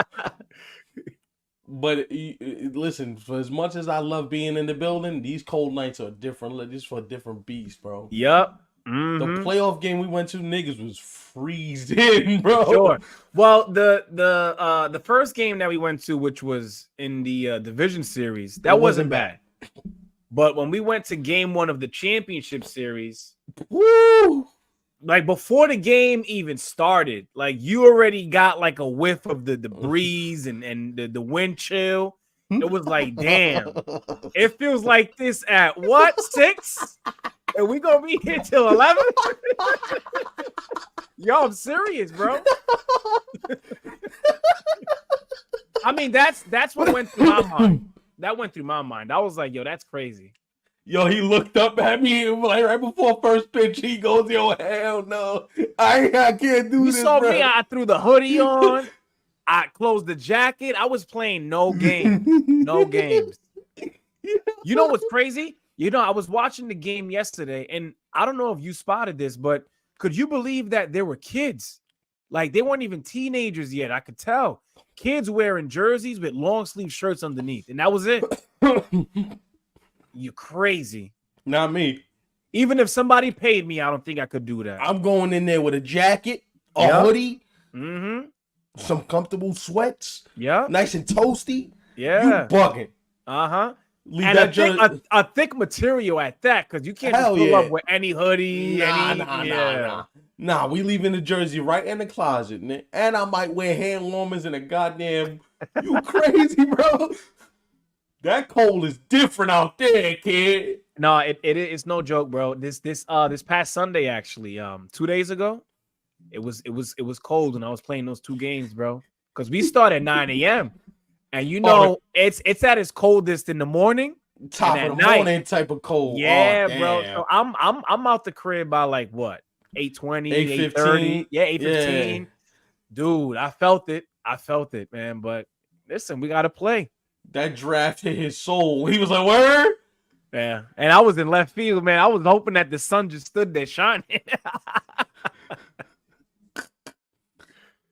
Oh man, yo, that. Emilio said something funny. I remember when he said he spent half the game in the bathroom, and he's actually referring to that same game 1 of the ALCS. Yo, yeah.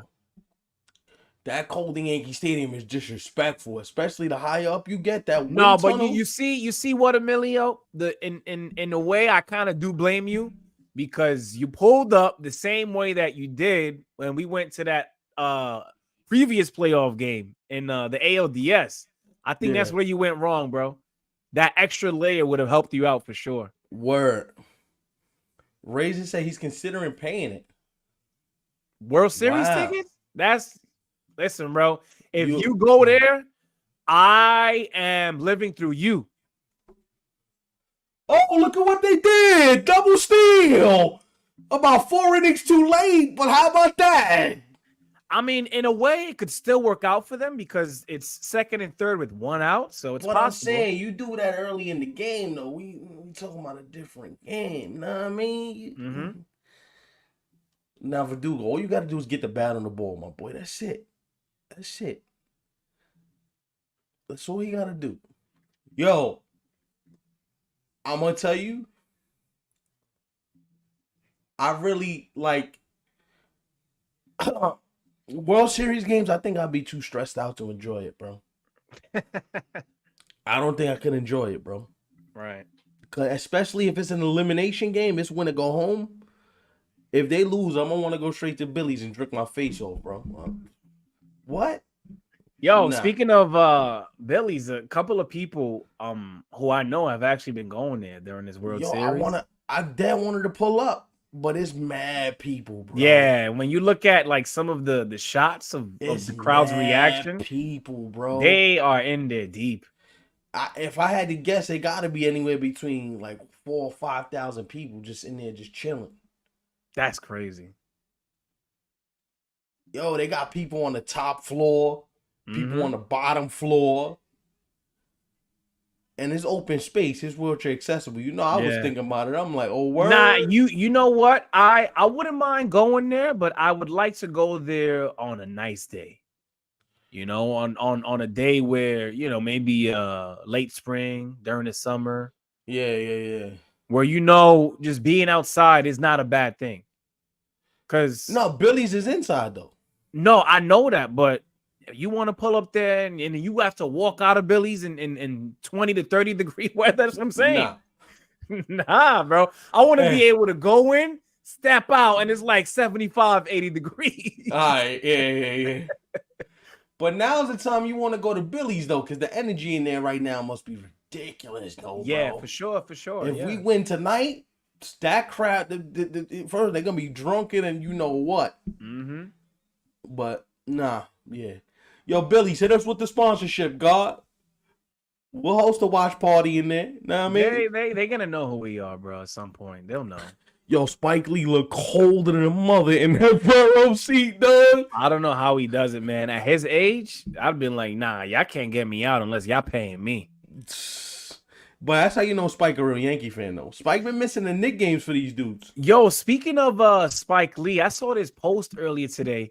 You know, he bought the original banner of the Knicks' first championship. The original banner. He was at the game. He was there. He bought it because the banner that they have in the Garden right now is not the original. Nah, he has it. The original was actually stashed away. Nah, I don't know what happened behind the scenes where recently he bought it. That's crazy. Nah, Spike has it. He has it in his man cave, he said. Yeah, man. I saw the post. Real long too, the caption and everything. Like he really breaks it down in terms of what it means to him to own that. Spike is a real Knick fan, dog. Oh yeah. There we go. Spike is a real Spike is one of those Knick fans, bro, that if they win a championship, I think Spike is gonna ring just because he's been a Knick fan for so long. I would hope so, or give that man some damn stake in the team, even if it's 1%. But you know why I can't wait for this Knick championship? Because I want this dude to James Dolan. First of all, Spike Lee is one of the main reasons why you done got all that bread you got today. So make it happen. Word. And I'm gonna tell you, I think if the Knicks win the championship in the next 2 years, great slap by Volpe, I think he's gonna sell the franchise. Yeah, you've been telling me that. Yup. See, that's the type of aggressiveness I want to see. Where has this been? Yo, that Freddie Freeman Grand Slam still haunts me, bro. I hope he doesn't have one more of those. I'll tell you that much. Yo, how Anthony Volpe had a bigger impact on the series than Aaron Judge. That's right. Think about that. Right. A few guys actually. Anthony Volpe, Jazz has had a bigger. Yeah. Mm-hmm. Mm-hmm. Shit, even Austin Wells with his home run today. That ball's still going right now. Oh my gosh! Oh my goodness! Wow! Yeah, this ball game is done. This ball game is over. Let's wrap up the stream, y'all. Now me stop. Wrap it up. I mean, we could go straight into post game right now if you want Shit, to. if we didn't get hit with the copyright, I start playing the New York by Frank Sinatra, but I won't be doing that. It's a wrap, bro. Nah, what I said, 10-4, right? Yeah, it's over. It's over. Labor Day. I don't care if Otani goes yard, Betts goes yard, Freeman goes yard. I don't care who goes yard. This game is over. That's what I like to see. Now save some for tomorrow. I honestly, man, looking at this game, I feel like the Dodgers may have woken up like a sleeping giant. Sleeping giant. That's what I'm saying, yo. Yeah. You let us get one. We got ace going tomorrow. We win tomorrow. You don't think the Dodgers in the back of their head going, damn, bro, we got to come back to game 6. We should have wrapped this shit back up in New York. We had ace just pitched well against us. Now we got to go back there. Now the bats are feeling like, and the more opportunity, I know what you're going to say, but the more opportunities you give him to rewrite the story, he's too damn good to be this bad for this long. Who, Aaron Judge? You got it, yeah. You got to wrap it up now. Yo, I'm telling you, if you're the Dodgers, you got to wrap it up tomorrow night. Because if the Yankees win tomorrow night, big fella just might say, you know what? Okay, what I got to lose? What I got to lose? Like, if I've been playing like shit, I might as well just go and do my thing. Right. Play loose and free. If they eliminate us, at least I want to leave my mark. Yo, the Dodgers, they might have to get on the phone with Ice Cube again and be like, yo, we need you for game 6. Know what I mean? Come do that again for us. I'm telling you, yo, dog, you wake up a monster, yo. You wake up, you don't think the boys in the clubhouse tonight are going, yo, that's one. Right. We got A's going tomorrow. You don't think Soto comes out tomorrow and gets the party started early? Nice little bingo. The crowd starts buzzing. What? Nah. All I'm saying is, does it look likely? No. But all I wanted to do was for them to get one. Just get one game.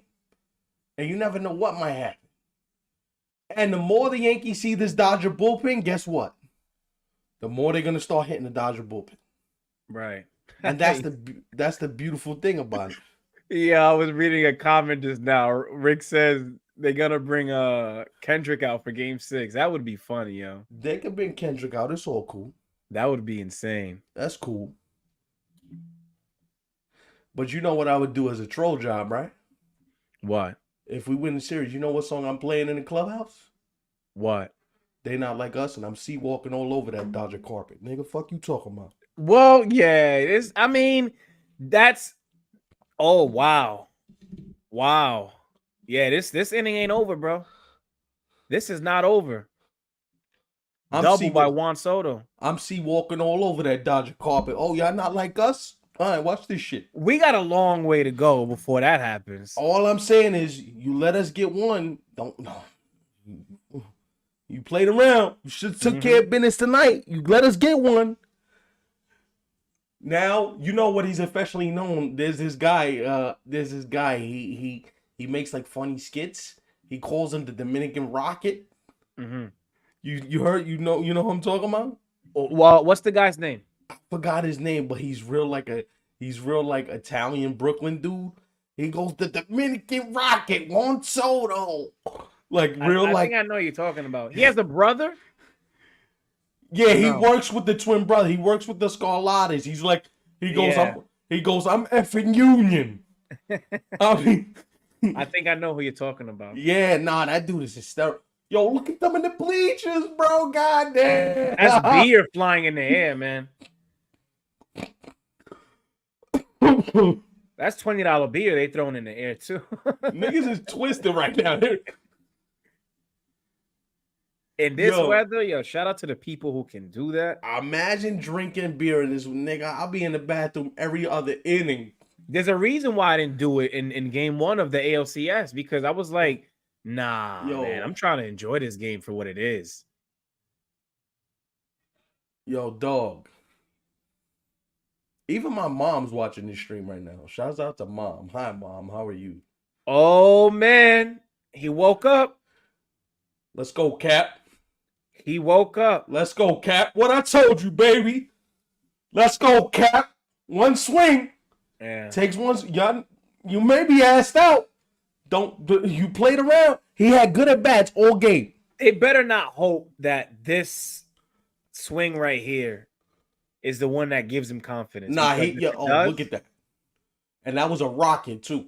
Yeah. That was a rocket, too. All right, big fella. Let's go, man. Guy, that pitcher on the mound, he just screamed his life into the glove. You see that replay? Yo, he is tight. You know what we call that? Stressed in the face. Damn, he didn't get it elevated, but he hit a... Yo, what's wrong with this guy? Yo, he's letting his feelings get to him, bro. Look what's about to happen. He's getting mad at the umpire because they had called time, and he still threw the pitch, and the pitcher's on some like, yo, but what are you doing?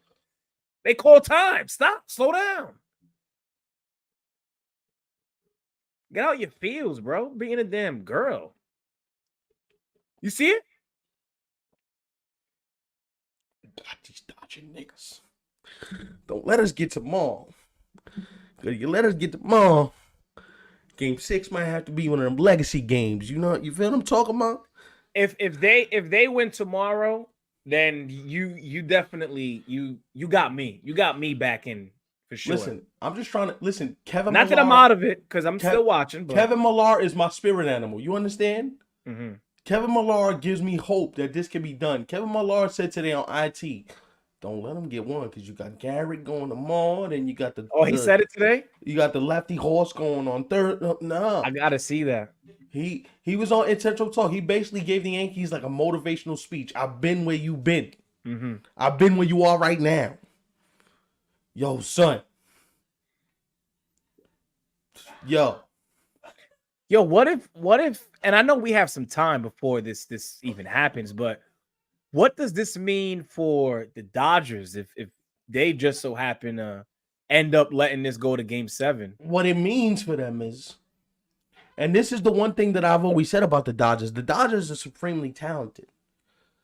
But I always thought that the Dodgers always had this inferiority complex of closing deals out. It goes back to the Clayton Kershaw days, where they were always on the doorstep of getting something done and they could never close the deal. Mm-hmm. And Dave Roberts in a big game, he doesn't manage well in big games. Right. He manages well when he got the lead and he's able to front run. And like, I want to see Dave Roberts in a pressure-packed, stress-filled, yo, you got to make a move. You got to make a move. You gotta bring out your best managerial tools have to be brought out right now. What are you going to do? Right. What are you going to do? I've seen Booney attack the game. This entire postseason. Can you attack the game with the same level of ferocity? Like, I wonder tomorrow if the game is tight and it's a 3-3 game in the 6th inning. Who's the first reliever you're going to in your bullpen? With Soto, Judge, you got the heart of the Yankee lineup up, and they are literally teeing off. Like, the swings are good. Mm-hmm. They feel like they're about to do something. Who are you going to go get to stop the rally? Like, are you ballsy enough to say, yo, Michael Kopech, this might be the game here in the 6th inning? Can you do that? Can you pull up Aaron Boone tonight and go get Luke Weaver in the 7th inning of a game you got to get? You got to get this game. Like, to me, if I'm the Dodgers, guess what? I know you got two more games to play if you lose. You got 2 more chances. Tomorrow feels like a must-win for the Dodgers. Because if we got to go back to Dodger Stadium and you start feeling footsteps, like 3-2 could be 3-2. For me, I think Friday, if game 6, if the Yankees are able to get this to a game 6, that would be a must-win for me. Because if it goes to game 7, then at that point, we're talking about a brand new series. If it goes to game 7, guess what? You don't even want to think about a game 7. Mm-hmm. You don't even want to think about a game 6 is what I'm telling you. Everybody like, oh, but no, they're not worried. You can still win it back in LA. No. You're not dealing with the Mets. You giving the Yankees extra life, bro. We've been talking about this all series with the Dodgers. You can't give them extra outs. You can't give them extra life. You can't treat them like this. Yo, at some point, one of these Hulk smash dudes is gonna hit one, and you can be like, damn, yo, we should have closed it out early. We should have not played around. Like it's these are two offenses that I don't see where you can sit there and say comfortably, yo, I feel good. Yeah, you up 3-0, but you didn't finish the job. Mm-hmm. You better win tomorrow, because if you don't win tomorrow, guess what? Now you got a series. Right. Now you got to deal with seeing Soto, seeing your pitch, seeing Soto sees Yamamoto again. Judge sees Yamamoto again. They see him for a second time, and now it's like, oh, now we got you timed up, bro. We seen you in game 2 or whatever that was. Now we got you timed up. Right. And what I'm saying is, remember what happened in the Guardian series? Like, the more the Yankees saw their pitches, the more the Yankees start feeling like, oh, now we can hit y'all. Yeah, and they And did. it's not like Yamamoto throws 100. What'd he get to, like 97, maybe 98 on a good day? Yeah. We seen Judge and Giancarlo turn around 100 like that. And the guy I'm watching in LA is Jazz. If you don't think Jazz Chisholm was brought here for some energy and some spark and all that, nah. All I'm saying is, yo. And the beautiful thing is, yo, guess what? If you don't come back and win, at least you didn't get swept at home. At least you got one for the fans in the Bronx. You didn't get swept. You know what I mean? You showed some pride. That's what tonight was about. Tonight was about pride. Like, yo, nah, you ain't smoking us. Nah. Mm-hmm. Fuck that. You ain't smoking us. Speaking of the Breakfast Club, yo, these guys are everywhere, bro. Why you say that? They all over Kamala ads. Oh wow. They outside. Mm-hmm. Yo. Yeah, but I don't know. I might take tomorrow off because I think you should, bro, especially with how you feel, like you said, and the cough, especially. It's the cough. Because of what we do, the worst thing is the cough. You know, and you got a also, runny nose or anything else. Nah, it is my what voice, my throat, I'm starting to feel But it. having to get your point across, and then midway through that, you gotta freaking cough a lung out. Let you go. That's what I'm saying, man. It's also my throat too. And the reason why I say that too is, like, I think we've done a hell of a job covering this postseason. Going back to, you know, the wild card games leading up to now, you know, I think we've done a hell of a job. But here we are. What? Top 9 now. We're looking at 11-4 Yankees. We almost there, man. Just get these last 3. That's it. Get these last 3 so I can go back to watching Gotham and get in bed, bro. I think I'm gonna watch some more of the starting 5. And then, yo, you finished it or not yet? Not yet. Yo, you know what show is good? Not to give free promos to these shows. I'm not good with shows, bro. I'm gonna tell you right now. I'm not good with series and none of that. You like Batman? No. You're not a Batman fan?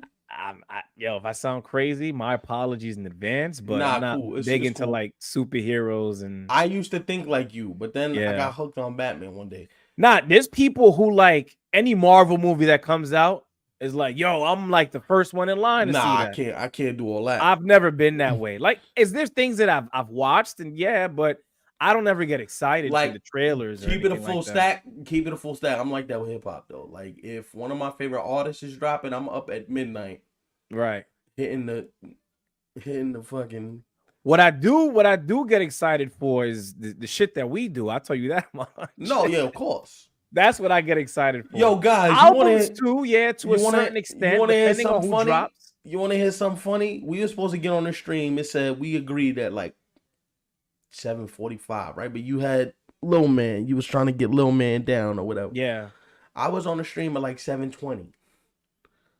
Just because I wanted to be here. Like, if you guys don't think that we get excited still to do this, They on record days. On record days, I go through which ritual. I don't talk to my moms for like 2 hours before recording time. Yo, I still don't know why you say that, bro. Like you've told me this It's before off it's the air, and I just real be like, yo, what's this guy talking about?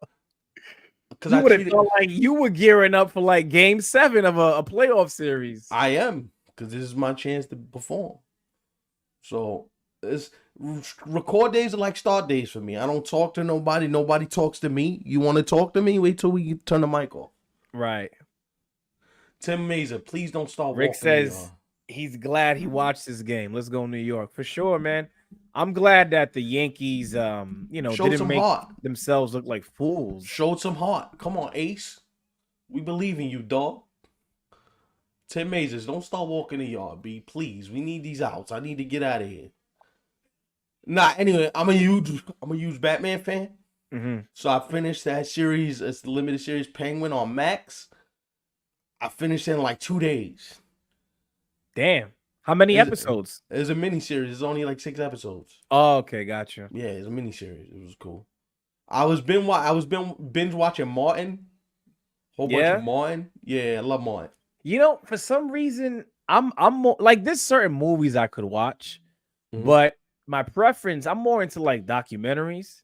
Yeah, You know, me too. like because you've noticed some of the things that I spoke about over the past couple months. Like I recently Volpe, got what a into the starting play. five. The Vince one was another one that Yo, Did you you know watch it or no? that Vince McMahon one? Hell Yeah. yeah, I watched it in one Okay. day. Yeah. One day. Yo, Vince is I could have done that, but I think I finished it in like 2 to 3. Vince is a sicko, dog. Yeah.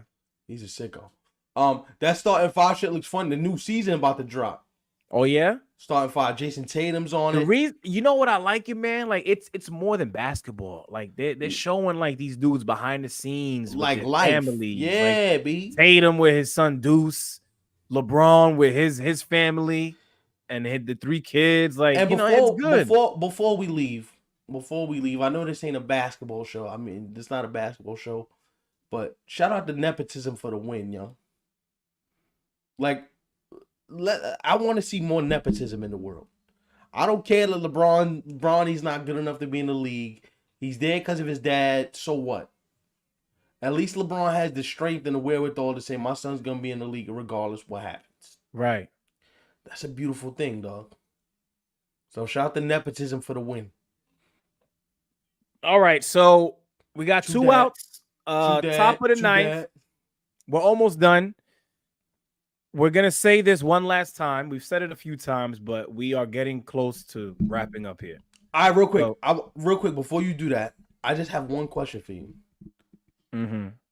Or do that, and then I'll ask the question after you. All right. So one last time, make sure you follow us on Instagram at 27outs3C and the YouTube channel, which is where you guys are watching us right now. If you haven't already subscribed, make sure you hit that subscribe button. Shout out to all of you who have done that tonight. We really appreciate it. For sure. Looking to do this, hopefully, one more time if we can, depending on what happens. It's up to the Yankees. There's no better way to put it. There we go. Depending on what they do over the next 24 to 48 hours. Yeah, 24 to 48 hours. We'll see what we can do. Mm-hmm. But either way, we still got you guys covered. If it's not with this again, something in the off season for sure. So what did you have? Real quick, I just want to ask this one question. What are your main takeaways from this game tonight? Because we're gonna roll a little post game before we. Right. Main takeaways. The Yankees just taking care of business when they needed to. Mm-hmm. I think that was something that they struggled with in the first 3 games. Hence why a lot of guys were left on, with a team like the Dodgers, you want to be able to take advantage of that when given the opportunity to do so. And I think they took advantage of that in every way imaginable tonight. Shout out to the pitching staff.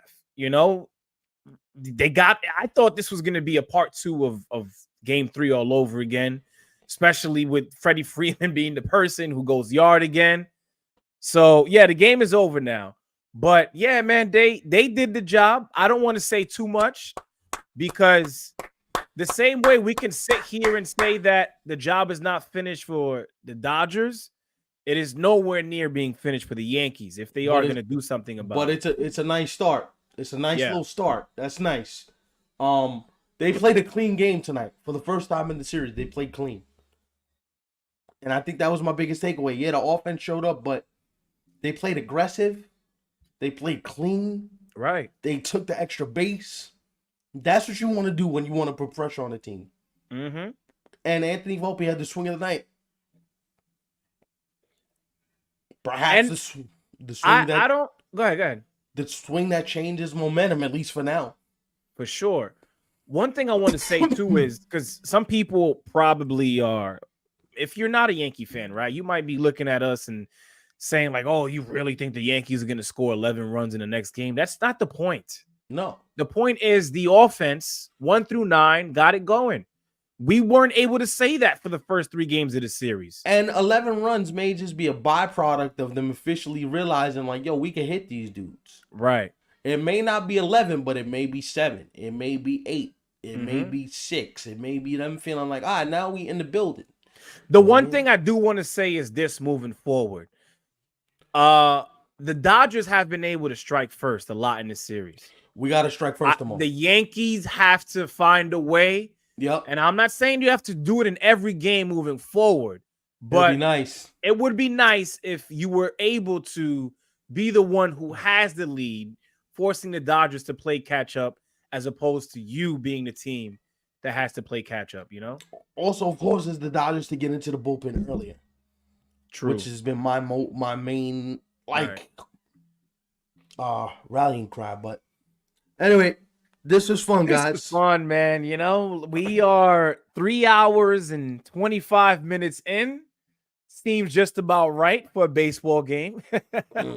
But I'm ready to watch a show for a bit, hit the bed. Yeah, man, for sure. As well. So we out of here, and that's it, man. I'm sick as a dog, man. Back at it again. Yeah, man, we just got to get one more. Mom, we got to get one more. And if we get one more, then we back on a train. We back on a plane to LA. So yeah, that's the goal right now. I'm surprised she even stayed here that long, dude. I'm surprised. Mom is a trooper.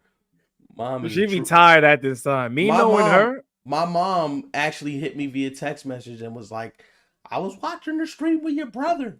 Oh, she's not in the crib right now? Nah, she's watching my niece, so they were all watching the stream. Oh, that's what's up, man. Shout out to them. Thank you. I appreciate it. Shout out to Mom. And as I like to say, we ain't got to go home because we already are home. But we got to get the hell up out of here. So peace.